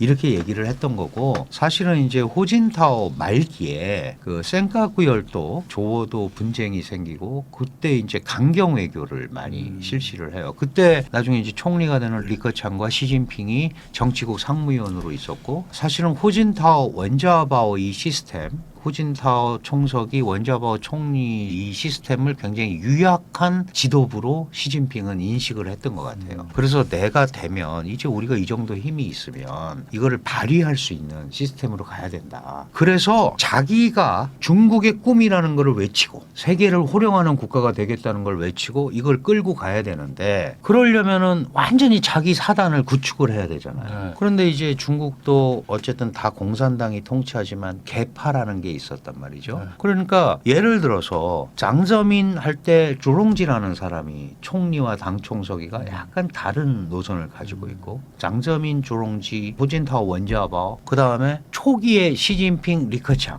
이게 다 달랐어요. 그런데 그걸 두 단계를 이제 그 5년씩 겪으면서 두 번째는 자기 판을 만들었고 그런데도 리커창이라는 사람이 있었습니다. 그 사실 보이지 않는 충돌을 많이 했죠. 진핑노믹스냐 시진핑식 발전이냐 아니면 커창노믹스냐 약간의 견제와 이런 견제가 걸 있었죠. 하면서. 방식이 달랐으니까. 그런데 3기가 출범을 하면서 완전히 자기 비서실장 출신들 자기 부하들을 쫙 깔아버린 거예요. 그러니까 누가 시진핑 생각에 브레이크를 걸 사람이 없는 거죠. 그래서 그 전에 총리를 우리가 실세 총리다.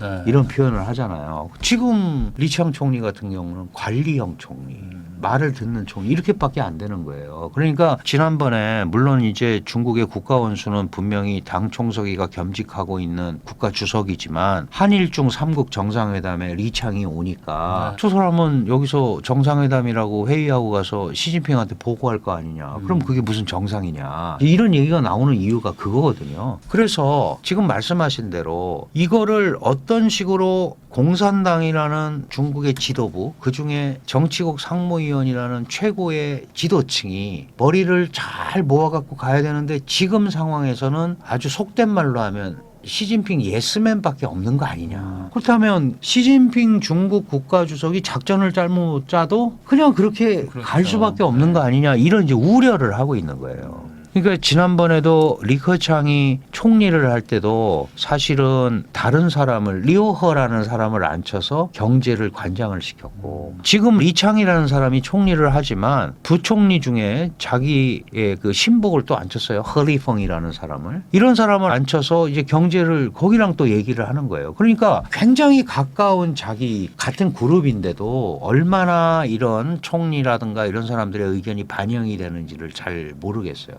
그렇다면 우리가 얘기하는 엘리트의 집단 지성이라든가 이런 것들이 조금 약해지는 거 아닌가. 그런 의미에서 이제 지나치게 시진핑 1인 체제가 공고가 된다라는 우려를 하고 있는 거고 거기에 대해서 브레이크를 걸 사람이 없다면 만일 잘못된 결정을 내려서 거기에 반대도 못하고 끌려가게 된다면 그건 중국이 불행해지는 거 아니냐라는 데 대해서 걱정을 하고 있는 거죠. 중국의 위기는 또 세계 경제 위기로 또 이어질 수 있는 것이니까. 그런 거를 우리가 시진핑 리스크라고 얘기를 하는 겁니다. 그럼 그게 약간 좀 바뀌는 분위기는 좀 있을까요? 그 시진핑도 알죠. 지금 상황이 이렇게 가면 안 된다는 걸 이거 알기 생각보다 지금 때문에. 큰일 났다. 네. 왜냐하면 미국과의 격차가 쫓아가는 게 아니고 오히려 벌어지고 있고 한때 72% 미국 GDP에 72% 갔었는데 지금 65%대로 떨어졌어요. 그리고 격차도 벌어지고 있고 또 말씀드렸지만 EU한테도 총 GDP 규모가 추월당했고 그럼 이대로 계속 가면 안 되는 거잖아요. 그러니까 다양한 형태의 엄청나게 많은 경제 활성화 조치들을 하는데 말씀드린 대로 사실 이건 실행을 해봐야 하는 거지 이게 이렇게 하면 이렇게 되고 저렇게 하면 저렇게 된다에 대한 자신은 없잖아요. 모든 전 세계 경제 구조라는 게. 근데 여전히 이렇게 좀 주저는 하고 있지만 그래도 과거보다는 특히 시 주석이 강조했던 게 공동부유잖아요. 공동의 부유. 뭐 그 말이 잘못된 거 하나도 없습니다. 다 같이 부유하자는 건데 공동 부유하면 괜찮은데 공동 부유가 아니라 지금 안 좋아지니까. 빈곤하면 안 되잖아요. 네. 그러니까 이걸 만들어야 되는 거예요. 네. 그런데 이제 공동 부유를 하려고 새로운 재화를 창출했다기보다는 예를 들면 대형 기업들, 빅테크 기업들을 규제한다든가 뭐 이제 이런 걸 통해서 하다 보니까 경쟁력을 갖고 있는 빅테크 기업들이 경쟁력을 상실하게 됐고 그래서 그런 것들을 이제 조금씩 풀어줘야 되는 이제 그런 상황이 온 거예요. 근데 지금까지 한 게 있기 때문에 그거를 갑자기 아니다 잘못했다 이러지는 못하잖아요. 네. 그래서 이제 한중 경제 관계도 똑같습니다. 한국과 중국이 어렵잖아요. 정치적 문제, 특히 사드 문제, 네. 북핵 문제 어려운데 지금 요새 잘 보시면 중국의 지방 정부 수장들이 한국을 많이 방문해요. 그러니까 중앙 차원에서는 정해진 게 있어서 못 움직여도 지방 정부 차원에서는 움직일 수 있는 것들이 꽤 있거든요. 그리고 사실 눈을 살짝 감아줄 수도 있는 거죠. 네. 지방정부가 먹고 살아야 되니까. 이제 그렇게 조금은 숨통을 틔우려고 움직이는 노력들을 하고 있다. 그거의 여파인지는 모르겠으나 어쨌든 올해 들어서 1, 4분기, 2, 4분기 들어오면서 작년보다는 조금 회복되는 기미가 보인다. 뭐 일부는 바닥을 쳤다 이러는데 또 일부는 그런 건 아니다. 일시적인 현상일 수 있고 결국은 내수가 살아나야 되고 그래야 취업이 되고 이래야 선순환이 돼서 소위 중국 경제가 새로 움직일 수 있는 기초를 닦을 수 있는데 지금은 여전히 불안한 상태다. 그럼 결국에 미국과 중국의 어떤 뭐 분쟁 이런 것들이 뭐 결론은 나야 될 텐데 그러면은 뭐 중국이 뭐 포기하고 확실히 2인자 자리에 만족하든지 아니면 아니면 뭐 정말 뭐 극단적으로 한번 가든지 해야 될 텐데 어느 정도 좀 격차가 벌어지면은 다시 아까 말씀하신 것처럼 좀 리커플링을 좀 하면서 뭐 합쳐질 가능성도 있을까요? 지금도 그렇게 하려고 하는 거죠. 근데 합쳐진다는 개념은 조금 이제 다른 개념인데요. 사실 G2라는 말이 그룹 오브 투잖아요. 네. 그 G2라는 거는 그 서프라임 모기지 사태에 나오고 오바마도 그 참여를 한 영국의 런던에서 경제금융회의가 열렸어요. 그때 이제 중국에서는 후진타오가 갔죠. 2008년 4월 20일인가 그렇습니다. 그래서 이제 앞으로 지구촌 경제는 오바마가 그런 얘기를 한 거예요. 후진타오 주석한테 우리 둘이서 좀 해결하자. 그래서 G2가 나온 거예요. 근데 네. 명확하죠. G1은 미국이라는 거죠. 네. 내가 짠 판에 들어오라는 거죠. 근데 중국은 무슨 생각을 하냐면 아니 뭐 G2가 각자 이렇게 나가야지 왜 내가 미국 안에 들어가서 2인자를 하느냐. 그래서 그걸 극복하겠다고 얘기하는 게 시진핑이란 말이에요. 그러니까 그 안에 들어가서 움직이지는 않을 거예요. 중국은 G2라는 말을 안 쓰잖아요. 중국은 뭐라고 그러냐면 세계 2대 경제체 이렇게 표현을 네. 합니다. 그리고 실제로 2010년에 일본을 물리쳤죠. GDP에서. 그래서 이 세계 2대 경제체로 등극을 했고 2014년에는 PPP 구매력 지수로 미국의 구매력을 앞질렀어요. 그래서 그걸 본 사람들이 2027년쯤 되면 이제 네. 중국이 세계 제1의 뭐 최강이라는 개념은 아닙니다. GDP상 미국을 넘어설 거다. 그랬는데 사실은 그것만 갖고 되는 게 아니잖아요. 숫자만 갖고 되는 게 아니고 미국이 세계를 호령하는 시스템도 갖고 있어야 돼요. IMF 체제, 월드뱅크 체제, 국제 체제를 우리가 지금 미국이 짜놓은 판에서 살고 있잖아요. 근데 중국은 아직 그 판을 공급하지를 못했으니까 결국 중국의 관건은 그거를 마련해낼 수 있으면 미국과 대등한 경쟁을 할 수 있는 거고 그게 아니면 계속 이렇게 싸우죠. 싸우는데 잘못했다고 하기는 싫죠. 그거는 시진핑이 해온 뭐 1대1로 정책이라든가 이런 거에 실패를 반증하는 거니까.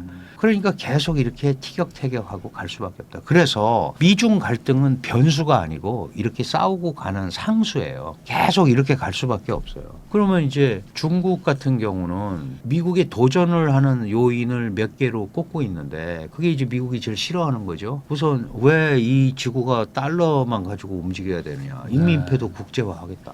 인민폐도 쓰자.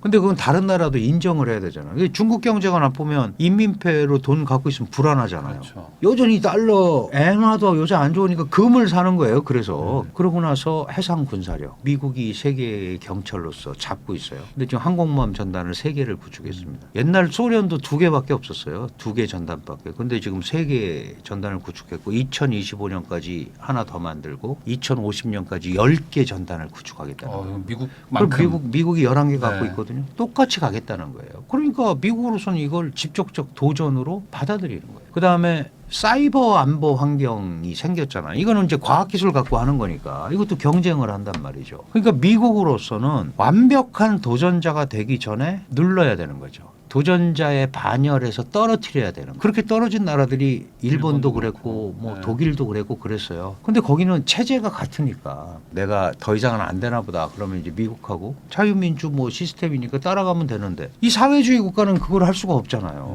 나는 나대로 가야 되잖아요. 중국식 모델 갖고 성공했으니까. 이제 그런 데서 격차가 있는 거예요. 그러니까 미국이 변하든 중국이 변하든 이런 시스템 갖고 안 되겠다 하기 전에는 이거는 미중 간의 흐름으로 갈 수밖에 없다. 얼마나 이게 세게 가느냐 그거가 이제 관건인데 이 두 나라가 이걸 잘 알아요. 그래서 바이든과 시진핑 회담 때 그 재작년 발리 작년 에이펙 샌프란시스코 회담에서 다 합의한 게 뭐냐 하면 갈등이 충돌로 비화되지 않도록 관리하자. 그러니까 갈등이 진짜 있다. 붙으면 안 된다. 실제 그건 아는 거죠. 이 관리하기 위해서 고위급 대화가 계속 이어져야 된다. 그래서 파국으로 가는 거는 피하자. 이렇게 가는 거니까 이렇게 경쟁하면서 가는 거예요. 압박을 받으면서도 중국은 자꾸 뭘 할 거고 미국은 계속 압박을 하면서 자기를 발전시켜서 격차를 많이 두려고 하고 그러니까 끝나지 않는다. 그래서 제가 말씀드리고자 하는 거는 미중 경쟁은 변수가 아니다. 이제 상수다라는 생각을 하시고 작전을 짜는 게 좋다. 그러니까 미국 입장에서는 경제의 규모를 확연하게 벌려가지고 어찌 보면 약간 자포자기하게 만들겠다라는 그런 뭐 생각이 전략인 확실히 거겠죠. 있는 거죠. 네. 미국과 협력을 하지 않으면 안 된다. 그리고 장기적으로 가면 미국을 못 이긴다라는 생각을 확실하게 심어줘서 우리 밑으로 들어와라 이거지. 네. 이제 그런 어떤 흐름을 가려고 생각을 하는 거겠죠. 물론 이제 그게 뭐 그 지도자들 생각대로 되는 건 아니지만 어쨌든 지금 중국도 개혁 개방 이후에 이렇게까지 발전을 해왔는데 이걸 포기할 수도 없잖아요. 그럼 자기네 시스템을 유지해 가야 된단 말이죠. 그게 또 공산당이 통치하는 중국의 당위성, 합법성과 연관이 되니까 그런 의미에서 계속 경쟁을 할 수밖에 없다. 이렇게 이해를 하면 될 것 같습니다. 안녕하세요, 부익남입니다. 오늘은 경제 읽어주는 남자 김광석 실장님을 모시고 또 세계 경제부터 요즘에 계속 관심사죠. 금리 인하 그리고 또 우린 또 어떤 투자를 해야 될지 이야기 나눠보는 시간 가져보도록 하겠습니다. 실장님 안녕하세요. 안녕하십니까. 저희가 이제 촬영하는 날 기준으로 이제 그 조금 전 한 일주일인가요? 2주일 전에 이제 6월 FOMC도 이제 맞아요. 발표가 났었는데 여전히 동결이에요. 예, 그렇습니다. 동결인데 약간의 어떤 뭐 분위기가 좀 달라진 건 있는지. 네, 분위기는 많이 달라졌죠. 근데 기본적으로 동결을 왜 했을까? 언제 인하할까? 이런 거잖아요. 근데 금리를 22년, 23년에 대대적으로 금리를 올렸었던 이유가 뭘까요? 본질적으로. 물가가 올라가서죠. 그럼 금리 인하는 언제일까? 이 질문은 물가 잡히면입니다. 그 정확한 겁니다. 그러니까 물가가 안 잡혔는데 금리를 인하한다. 이것은 통상적으로 상식에 부합하지 않는다. 그러니까 통화 정책의 목표가 바로 물가 안정인데 중앙은행의 의사결정은 목표 물가에 도달했을 때 금리를 이제 인하하는 그런 수순으로 결정을 할 거다라고 보면 좋아요. 근데 그 목표 물가에 부합하는지 여부가 가장 중요한 쟁점인데 아직까지는 목표하는 수준의 물가까지는 안 왔다라는 진단인 것이고 그리고 목표하는 수준까지 오려면 좀 남았다. 하반기 언제쯤에는 인하를 하겠지만 그 언제쯤이라는 표현은 날짜를 뭐 얘기할 수도 있겠지만 어쨌든 물가 상승률이 목표치에 부합하는 시점 그 이후 FOMC 때 결정한다 이렇게 보시면 도움이 되겠죠. 근데 이제 물가가 결국에 이제 2%대 뭐 안착하면 네. 뭐 이제 금리 인하하겠다 이런 얘기인데 2%에 들어와 있긴 하지 않습니까? 뭐 네, 네. 2% 후반이긴 한데 네. 그러면 이게 2%뭐 극초반까지 가야 되는 건지 아니면 그 네. 중간 어딘가에서인지 뭐 이런 거에 대해서도 어떤 기준 같은 게 좀 있나요? 너무 좋은 질문 주셨고요. 매월 말일 날 마지막 금요일 날 PCE 데이터가 발표돼요. 네. PCE 기준의 물가가 그 지표가 바로 이거죠. 그래프 보시는 것처럼 이 데이터가 매월 마지막 금요일 날 발표되는데 그 마지막 금요일 날 발표되는 그 물가는 전월 물가예요. 네. 그러면 6월 마지막 금요일 날 발표되는 PCE 물가는 5월 물가라는 네. 거죠. 그러면 만약에 지금 6월에 FOMC 회의가 있어서 지금 금리를 인하 여부를 결정하는데 근데 만약에 목표 물가가 2%인데 2%를 도달했을 때 금리 인하를 해버리면 그럼 다시 어떻게 될까요? 금리 인하와 동시에 다시 물가가 뭐 튀어 오를 수도 있고 아니면 더디게 금리 인하를 하면은 물가 상승률이 2%를 또 밑돌 수도 있거든요. 네. 그러니까 밑도는 것도 안 되고 웃도는 것도 안 되는 거예요. 정확히 2%라는 관역에 맞추고자 하는 게 통화정책의 방향인 거예요. 근데 발표되는 이 물가 지표가 전월 물가인 거죠. 예를 들어서 6월 1일자로 생각해 본다면 7월 마지막 날 발표 거의 2달 격차. 많게는 적게는 이제 한 달 격차인 거예요. 그러니까 당연히 물가 상승률이 정확히 2% 수준에 도달하기보다는 2% 언저리에 도달하면 된다. 이렇게 표현하면 맞는 것 같고요. 지금 그래프 보시는 것처럼 물가 상승률이 PCE 기준으로도 6.8에서 2.7%까지 쭉 떨어지죠. 그리고 코어 PCE 기준으로도 5%대 물가 상승률에서 2.8%까지 떨어지죠. 촬영일 기준으로는 내일 이 지표가 추가적으로 발표되지만 이 지표가 뭐 그거보다는 떨어질 것으로 현재는 기대를 하고 있습니다. 근데 이 떨어지는 현상을 뭐라고 해요? 디스인플레이션이라고 해요. 그러니까 어쨌든 멈춰 있기는 하겠지만 또 가끔씩은 반등도 하겠지만 어쨌든 떨어지는 추세적인 흐름은 유지된다. 이게 디스인플레이션 현상인데 디스인플레이션 현상 속에서 만약에 물가가 이제 다 잡혔네라고 가정하고 의사결정 내리는 것과 아니면 선제적으로 의사결정 내리는 것은 차이가 있죠. 그래서 지금 우리나라 기준으로 말씀드리면 2.34% 소비자 물가 상승률이 2.34%를 기록하는 걸 보고 금통위가 열리면 금리 인하를 하겠다라는 거예요. 네. 물가만 본다면 다른 거 안 보고. 그리고 미국 기준으로 보면 미국 근원 PCE 이 빨간색 선입니다. 근원 PCE 물가 상승률이 2.34%를 보이면 그걸 보고 금리를 인하할 것이다라는 결정이에요. 그래서 저의 금리 인하 시점에 대한 의견을 말씀드리면 이게 2%에 거의 언저리에 와야 될 텐데 네. 제가 근원 PCE 물가 상승률을 전망하고 있거든요. 전망 전망하기 위한 변수들이 있어요. 그 조합으로 그 모델 하에 전망치를 말씀드리면 7월 달 근원 PCE 물가 상승률 8월쯤에 나오는. 그렇죠. 7월 근원 물가 상승률이 2.34%, 2.5를 밑돌기 시작할 거라고 보고 있고요. 네. 그러면 그런 지점은 8월 말에 발표되죠. 그럼 8월 말에 발표되니까 9월 FOMC 회의 때 금리 인하를 단행할 것으로 현재 저는 판단하고 있습니다. 그러면 원래 뭐 6월에도 인하 가능성이 있었다라고 얘기가 나왔었던 거는 그럼요, 예. 그 한 4월, 5월쯤부터도 물가가 잡힐 거라고 생각했었다는 거일 수도 있겠네요. 어찌 보면. 특히 연초에는 중동 불안이 있기 전에 그러면 중동 불안이 있기 전이면 이런 디스인플레이션 현상 물가 상승률이 정점을 찍고 2%를 향해 내려가는 이런 현상은 좀 곧장 가겠구나 지름길로 가겠구나 이렇게 생각했는데 중동 불안이라는 변수가 등장하고 지금 또 한 가지 무슨 변수가 등장했냐면 해상 운임이 상승해요. 네. 왜냐하면 세계 교역량의 한 13%가 홍해를 지나요. 네. 근데 그 홍해를 지나는 해상 선적을 공격하겠다라고 이제 중동 불안 과정에서라고 나오니까 그러면 해운사들은 어떻게 할까요? 혹은 그걸 선적을 하는 수출 기업은 어떻게 할까요? 다른 데로 뭐 우회하죠. 네. 우회하면 대륙을 건너야 돼요. 대륙을 건너면 시간이 훨씬 더 많이 초과되고 당연히 연료도 많이 쓰고 또 중요한 게 해상 운임뿐만 아니라 보험료가 상승해요. 불안하니까. 네. 그러니까 또 대부분의 품목은 아니에요. 왜냐하면 항공운송 이용하는 품목이 있고 반도체 같은 거 그리고 유통기한이 짧은 거 혈액 뭐 이런 거 대표적으로 네. 그리고 해상 운임을 이용하는 품목들이 있어요. 주로 부가가치가 낮거나 유통기한이 긴 거 뭐 이런 것들이죠. 근데 중간 사이에 모호한 품목들이 있죠. 이런 품목들은 기왕이면 어떻게 합니까?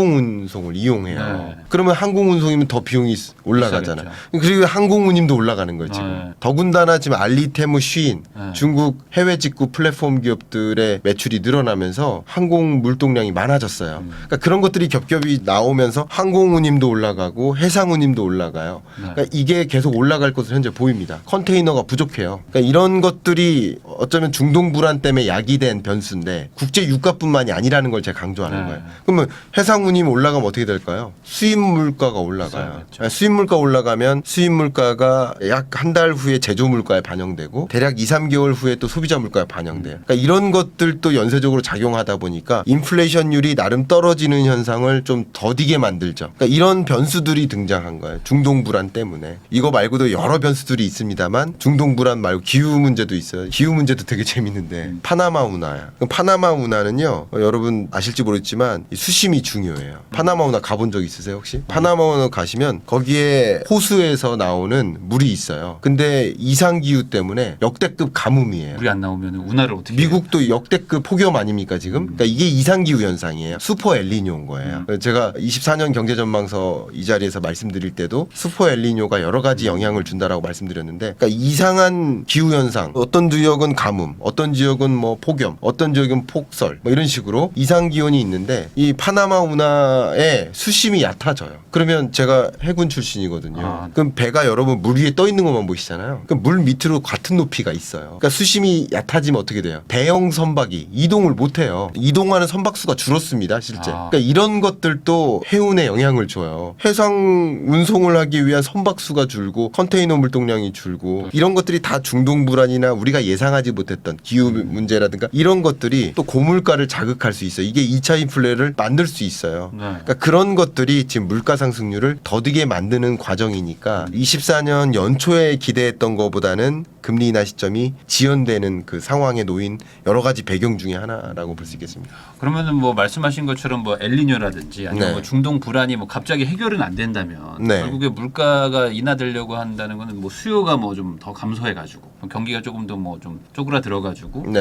수요 자체가 없으니까 이제 뭐 물동량이 좀 적어지면서 뭐 좀 낮아져야 되지 않을까 싶긴 네, 한데 네. 뭐 경기가 근데 뭐 이렇게 좀 식어가는 느낌은 또 아니잖아요. 지금 뭐 미국에서도. 경기가 식는 느낌은 아닙니다. 그러니까 경기가 이제 큰 그림에서 보면 작년, 올해, 내년 경기가 좋은 경제는 아니에요. 계속 지지부진한 안 좋은 경제예요. 네. 평년 세계 경제 성장률을 놓고 본다면 그 성장률을 밑도는 경제의 흐름이에요. 세계 경제 성장률이 평년 장기 평균선으로 보면 한 3.7% 가깝습니다. 근데 올해 성장률, 내년 성장률, 또 내후년 성장률 계속 3.2% 수준이에요. 세계 경기는 어쨌든 조금 예, 작년 경제부터 시작해가지고 지금 세계 경제의 회복 속도는 그냥 잠재 성장률을 밑도는, 그러니까 더딘 회복세인 건 맞아요. 근데 그 큰 시야로 보신다면 세계 경제가 뭐 회복된다고 해도 여전히 안 좋은 경제임은 뭐 틀림이 없습니다. 그렇게 좀 가정하시는 게 좋겠고요. 물론 미국은 굉장히 강하고 뭐 유로존은 약하고 뭐 이런 것들은 있겠지만 총론적으로 세계 경제의 흐름은 그냥 더딘 흐름. 그거는 맞아요. 그런데 더딘 흐름 중에서 가장 안 좋은 경제가 어디냐라고 질문하신다면 23년 1, 2분기 상반기가 유독 안 좋고 23년 하반기가 상반기보다는 좋고 또 24년은 역시 23년보다는 좋은 겁니다. 회복세가 이어지고 예. 있는 거죠. 근데 너무 안 좋은 것끼리 비교하니까 이게 회복이냐라고 할 만큼 회복세라고 얘기하면 좀 이해가 안 갈 만큼의 경제. 아니 근데 예. 미국이 좀 경기가 식어야지 뭐 미국 물가도 좀 잡히는 거 아니에요? 근데 미국은 여전히 뭐 탄탄한 거 아닙니까? 미국 경제는 매우 탄탄하죠.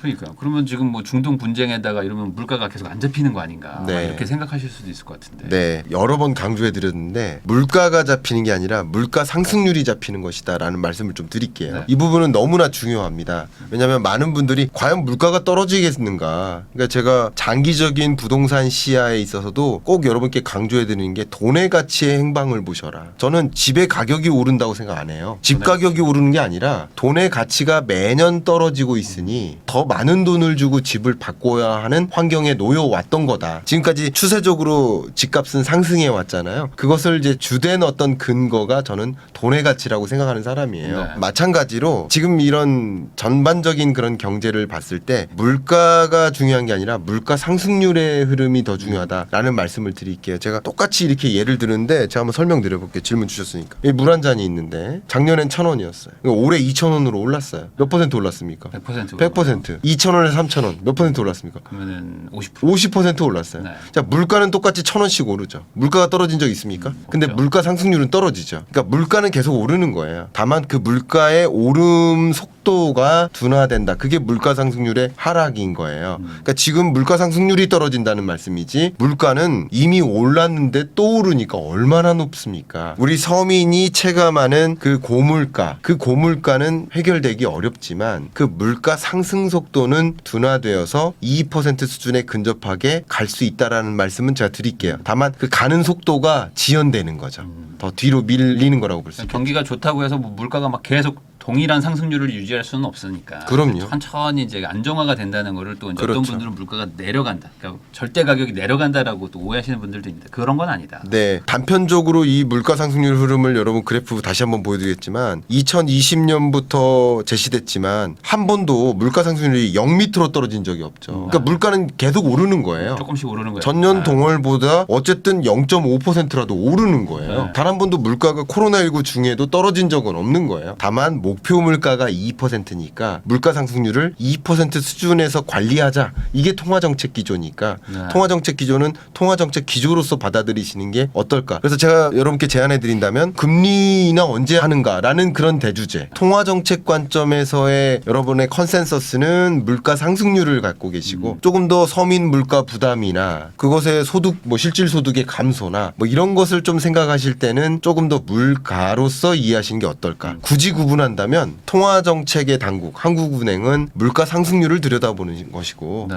기획재정부처럼 삶의 질을 관리하는 혹은 경제의 정상적인 운용을 관리하는 행정부 사이드, 기재부 사이드는 물가를 고려해야 되는 것이다. 네. 저는 이렇게까지 말씀드려요. 당장 뭐 과일 가격이 뭐 얼마가 되는 이런 게 그렇죠. 훨씬 더 중요한 거죠. 기재부 사이드가 농림수산부니까 과일 가격이 중요한 거죠. 작년보다 얼마나 올랐나가 중요한 게 아니에요. 그렇죠. 지금 가격이 중요한 거예요. 그러니까 물가가 중요한 것이고 통화정책은 금리라는 수단을 이용해서 물가를 안정화시키는 기구이기 때문에 물가 상승률을 더 들여다본다. 이렇게 너무 상식적인 이야기일 수 있겠지만 이 상식을 장착하지 않으면 이런 여러 가지 현상을 좀 오해할 수 있거든요. 그래서 바로 이해하십사 이렇게 의견을 드립니다. 네. 그러면은 그 FOMC에서 점도표 수정도 좀 있었다고 하던데. 네, 점도표 수정자 한번 볼게요. 이 점도표를 통해서 우리는 확인할 수 있는데 3월 FOMC죠. 그 당시만 해도 3차례 정도 인하하겠다라는 네. 의견이었어요. 이 점도표를 보시면 좀 헷갈릴 수도 있지만 더 보시기 좋은 게 이 부분입니다. 여기 보시면 5.1%를 24년 최종금리로 보고 있는 거예요. 현재. 한 번 정도. 그렇죠. 내리면. 그러면 5.5에서 한 번 정도 인하하면 이 정도에 도래하는 겁니다. 근데 종전에는 여기 보신 것처럼 마치 프로젝션이라고 쓰여 있죠. 그러니까 3월에는 4.6으로 봤던 거예요. 네.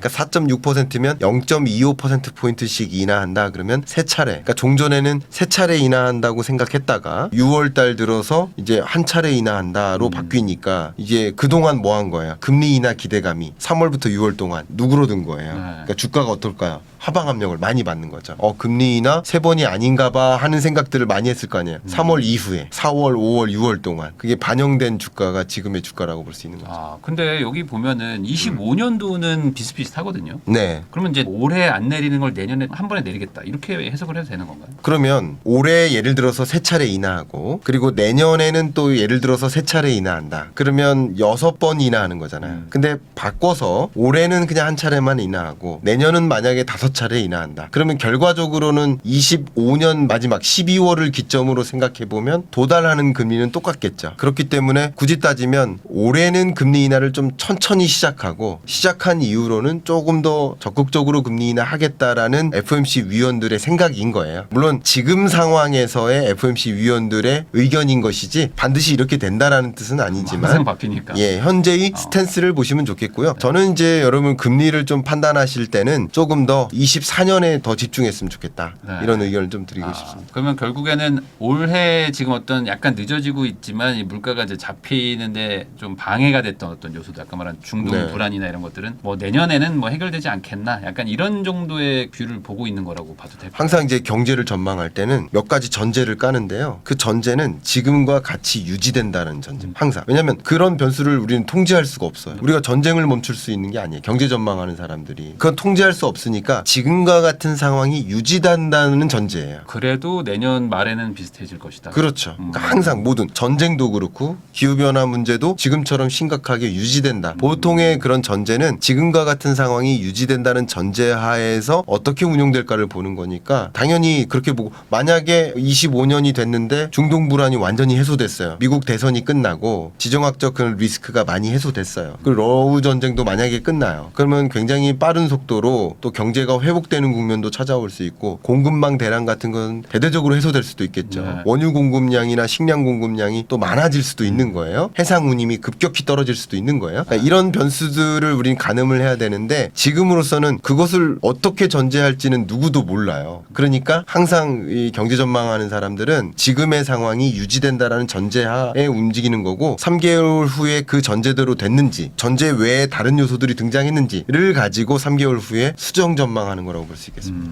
그러면 이번에 그 유럽하고 이제 캐나다도 이제 금리 인하를 했는데 미국이 내려야지 다른 나라들도 같이 내리는 건 아니고 약간 지금 분리가 돼가지고 네. 각자 자기들의 어떤 상황에 따라서 지금 금리를 좀 조정하고 있는 분위기인 것 같은데 네. 우리나라도 지금 약간 먼저 내릴 수도 있을까요? 아까 이제 실장님이 말씀해주신 것처럼 2.3%에 도달하면 우리도 네. 내릴 수도 있을 수도 있다고 하는데 또 미국이 내려야지만 우리는 또 내리는 약간 그런 포지션인 것 같기도 하고. 네. 제가 최근에 그런 흐름을 이렇게 표현했습니다. 차별화된 피벗의 시대. 그러니까 금리 인상만 하고 동결만 하다가 인하의 스탠스로 바뀌는 걸 우리는 피벗이라고 하죠. 그 피벗이 미국 따라 움직이는 게 아니라 각자 움직이는 시대다. 이렇게 네. 말씀드릴게요. 왜 각자 움직이냐? 아주 간단해요. 일단 미국 눈치를 안 본다고 가정한다면 그 나라들은 뭐를 보고 금리를 인하하는 시점을 가늠할까요? 물가 아니에요? 물가겠죠. 네. 그러니까 이들 나라들은 뭐 한 거예요? 물가가 잡힌 거예요. 네. 목표하는 물가 2% 혹은 이보다 조금 올라가 있는 2.34% 수준에 도달하면 이제 우리 물가 잡혔네. 그러니까 이제 고물가도 부담이고 고금리도 부담인데 이제 물가 상승률은 목표하는 수준에 도달했으니 금리를 정상화하자. 정상화하는 방향으로의 움직임이에요. 그리고 높은 금리를 너무 오랫동안 유지한다 그러면 그 고금리에 따른 경제적 하방 압력이 있으니까 기업들이 신규 투자를 못하고 신규 투자를 못하면 일자리 창출이 안 되고 그게 소비 위축으로도 연결되고 악순환이죠. 결국은 물가 잡기 위해서 금리 인상했는데 물가가 잡혔으면 이제 경기 부양적으로 움직이자. 금리 정상화의 어떤 목적을 두고 움직이는 행보는 개별화된 자국의 사정에 따라서 움직이는 것이다. 네. 이렇게 말씀드릴게요. 다만 여기서 한 가지 또 고려할 게 뭐예요? 미국과의 금리 차죠. 우리도 마찬가지예요. 우리나라도 우리나라 경제 여건을 봤을 때 물가 안정됐네? 그러면 경기도 좀 부양시켜야 되고 아니면 우리나라의 가장 약한 고리라고 불리는 부동산 PF 문제도 좀 해결하려면 부동산 거래가 좀 활발하게 유도해야 돼요. 그러기 위해서는 낮은 금리가 유리하죠. 우리나라 경제 여건을 봤을 때 물가가 2% 수준에 거의 충족한다면 다른 거 고려하지 않는다면 우리 한국 경제만 보고 판단을 한다라고 한다면 당연히 물가 잡히면 금리 인하 수순으로 가는 겁니다. 다만 우리나라도 그렇고 다른 나라들도 마찬가지지만 고려하는 게 뭐예요? 미국과의 금리 차예요. 환율입니다. 환율. 그러니까 미국과의 금리 차가 지금 2%포인트로 가장 높은 수준이니까 우리나라로서도 이 격차를 무시하고 그냥 인하할 수는 없어요. 근데 이겁니다. 무시하고 인하해서 선제적으로 금리를 인하해서 한미 간의 금리 격차가 더 벌어졌을 때 나타날 부작용이 있겠죠. 그리고 반대로 선제적으로 인하하지 않고 다른 나라들처럼 더디게 인하했을 때 나타날 부작용도 있겠죠. 천천히 금리 인하를 한다. 왜냐하면 한미 간의 금리 격차가 신경이 쓰이니까 그거 보고 금리 인하를 하겠다라는 식으로 천천히 금리 인하를 한다. 만약에 라고 했을 때 천천히 인하해서 부동산 PF 부실이 터지거나 물론 이것도 어떤 분들은 터지기를 바라는 분도 계셔요. 그런 분들을 위해서 제가 반대 말씀을 드린 게 아니라 한국은행 입장에서 터지기를 원하겠습니까? 아니라는 거죠.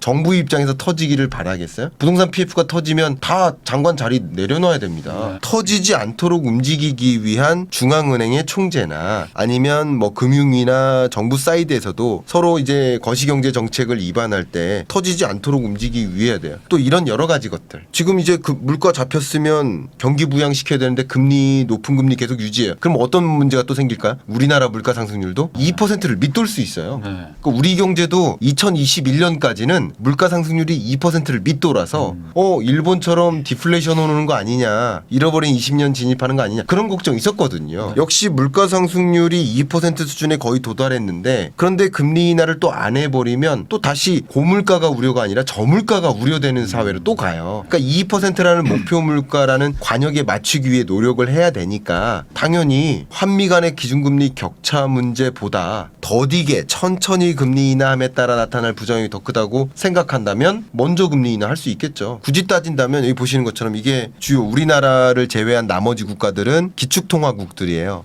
기축통화국이라는 표현은 뭐냐면 달러 인덱스를 계산할 때 달러와 나머지 기축통화국 간의 교환 비율을 뜻합니다. 그게 다 영국 파운드, 캐나다 달러, 유로화, 스웨덴 크로나, 스위스 프랑, 일본 엔화들인데 우리나라와 일본을 제외한 대부분의 나라는 금리 인하를 먼저 했어요. 왜 먼저 했을까요? 물가 잡힌 거예요. 물가 잡혔고 지금 금리 인하 안 하면 더 큰 문제가 있다는 거예요. 여러분 한번 생각해 보세요. 이들 국가의 금리가 미국 금리보다 높아서 금리 인하를 선제적으로 한 겁니까? 다 낮아요. 심지어 스위스 같은 나라는 우리나라보다도 낮은 나라였어요. 근데 왜 먼저 인하합니까? 저마다 그들 국가의 경제 여건에 맞게 금리를 결정하는 것이다. 이렇게 좀 말씀드리고요. 다만 이 스위스 같은 나라도 미국과의 금리 격차가 더 벌어짐에 따라 나타날 부작용이 크지 않을 수도 있다라고 판단한 경향성이 큽니다. 그러니까 이런다고 해서 외국인 자금 유출이 안 일어나고 이런다고 해서 외환 위기 안 와라고 판단하는 가능성이 굉장히 높고요. 지금은 금리 격차가 오래 벌어진 채 유지됐기 때문에 금리 격차도 영향은 있겠지만 금리 격차 외에 다른 요소들이 더 많이 환율에 영향을 미치는 기여도가 더 큰 것으로 현재 판단합니다. 그렇기 때문에 선제적으로 인하한 거고요. 또 한 가지는 스위스가 먼저 인하했어요. 그다음 스웨덴이 했어요.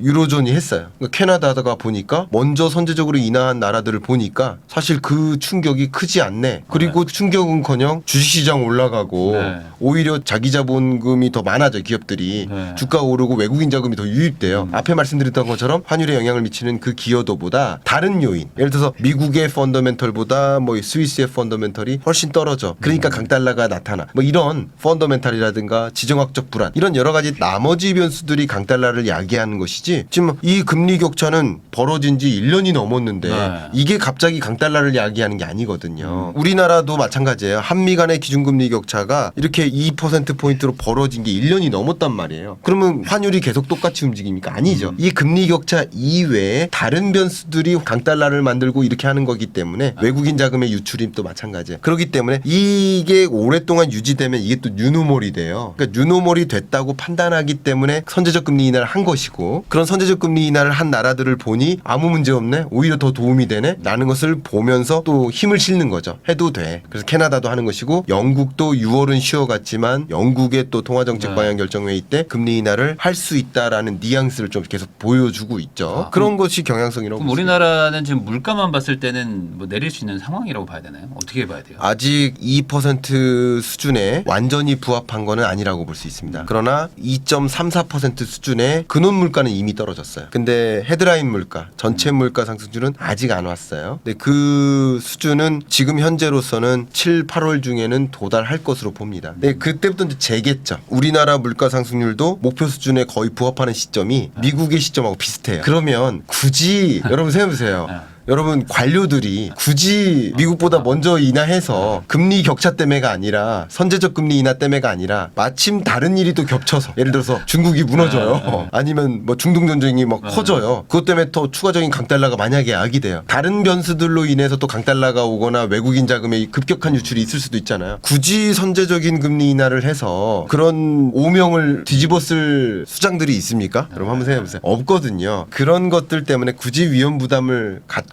금리 인하를 선제적으로 할 가능성은 좀 낮고요. 다만 미국의 금리 인하가 정말 확정적이다라고 한다면 제가 FOMC 일정을 한번 보여드릴게요. 예를 들면 이런 겁니다. 만약에 9월 FOMC 회의 때 금리 인하가 확정적이다라고 생각을 해요. 그러면 8월 22일 날 우리나라 금통위 때는 뭐 인하할 수도 있는 거라는 거죠. 근데 확정적으로 믿기는 좀 어렵기 때문에 미국의 금리 인하 이후에 우리나라도 금리 인하를 할 것이다라고 저는 좀 의견을 드리고 싶습니다. 수치로 봤을 때는 한 10월 정도. 예, 볼 수도 그렇습니다. 있겠네요. 그래서 확률상 가장 가능한 시나리오를 말씀드리면 미국의 PC 근원 물가 상승률이 7월 달에 목표하는 수준 2.34%에 도달할 거로 보고 있고 그러면 그 7월 물가 상승률은 8월에 나오고. 발표되고 그럼 9월에 FOMC 회의 때 결정할 것이라고 저는 생각을 하고요. 또 8월에 잭슨홀 미팅이 있어요. 그때 가이던스를 던질 겁니다. 네. 여러분 22년 잭슨홀 미팅 어마무시한 잭슨홀 미팅 있었죠. 그때 가이던스를 던지고 금리 인상 엄청나게 했었거든요. 그래서 8월에 가이던스를 좀 발표하지 않을까 하는 생각도 있어요. 하여튼 그런 것들까지 생각해서 9월이고요. 또 선거를 가지고 또 금리 인하 시점을 가늠하시는 분들도 계신데 네. 저는 그 주의자는 아닙니다. 네.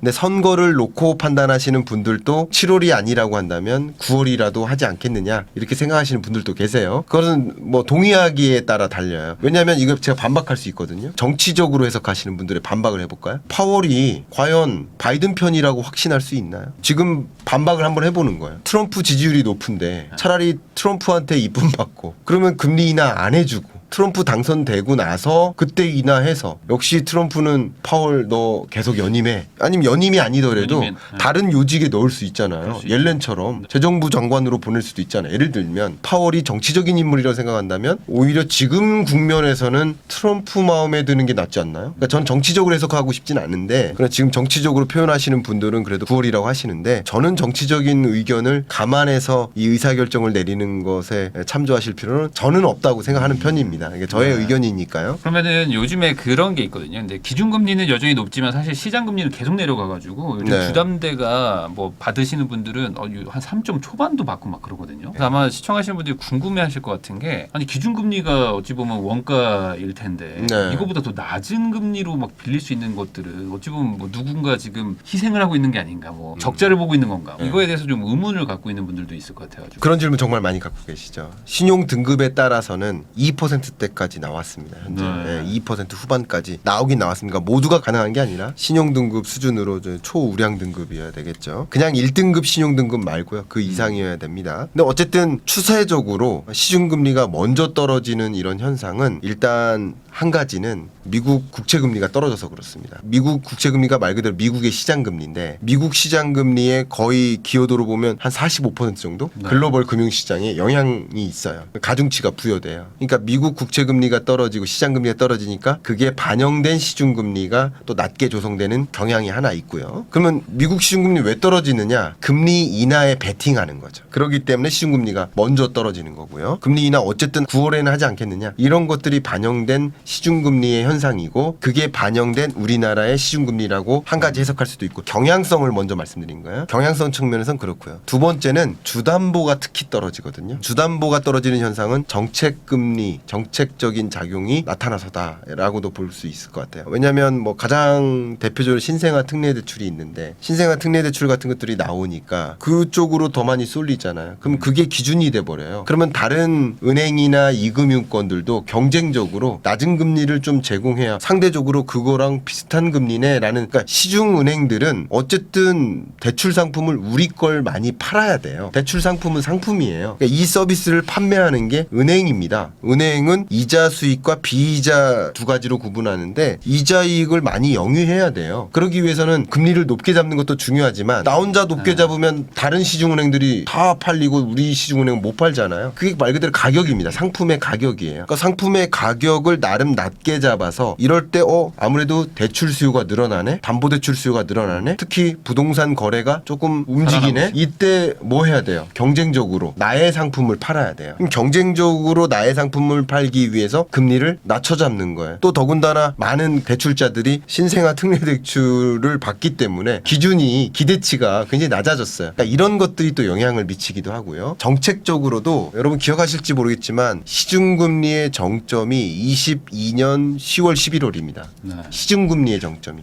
코픽스 기준으로 말씀드리겠습니다. 코픽스 기준으로 22년 10월 11월이 시중금리의 정점이에요. 그럼 생각해보세요. 기준금리의 정점도 22년 10월입니까? 아니에요. 아니죠. 기준금리의 정점은 지금입니다. 기준금리의 정점은 지금이지만 네. 시중금리의 정점은 그 더 앞에 이게 다 뭡니까? 다 선행성인 거예요. 시중금리는 언제 정점을 찍습니까? 기준금리 인상할 거라는 공포감이 지배적일 때. 그러니까 22년에 하반기에 미국이 기준금리를 자이언트 스텝으로 4번 연속할 때 네. 이때 금리 인상에 대한 공포감이 지배적이었죠. 제일 높았죠. 그때 당연히 국채 금리가 반영되죠. 그게 코픽스에도 당연히 그러니까 이런 것처럼 시중 금리가 먼저 움직이는 거고요. 그리고 먼저 올라갈 때 먼저 올라가고 떨어질 때 먼저 내려오기도 떨어지는 하고. 거예요. 그러니까 이런 이 심리적 영향인 거고 왜 심리적인 영향이 나타나느냐를 설명드릴 때 은행의 심리를 설명드린 거예요. 은행이라는 기업의 심리를 말씀드린 거예요. 왜냐하면 경쟁적으로 팔아야 되니까 이렇게 대응하는 거라고 볼 수 있겠습니다. 그래서 이게 기준금리가 떨어져야 금리가 내려가는 건 또 아니기 때문에 오히려 그 내려간다는 어떤 그런 기대심만 있어도 사실 우리는 시장금리로 빌리는 거니까. 그렇죠. 그런 것들도 지금은 반영이 돼가지고 또 뭐 네. 거래량이 좀 상승하고 이런 것들도 있는 것 같기도 합니다. 네.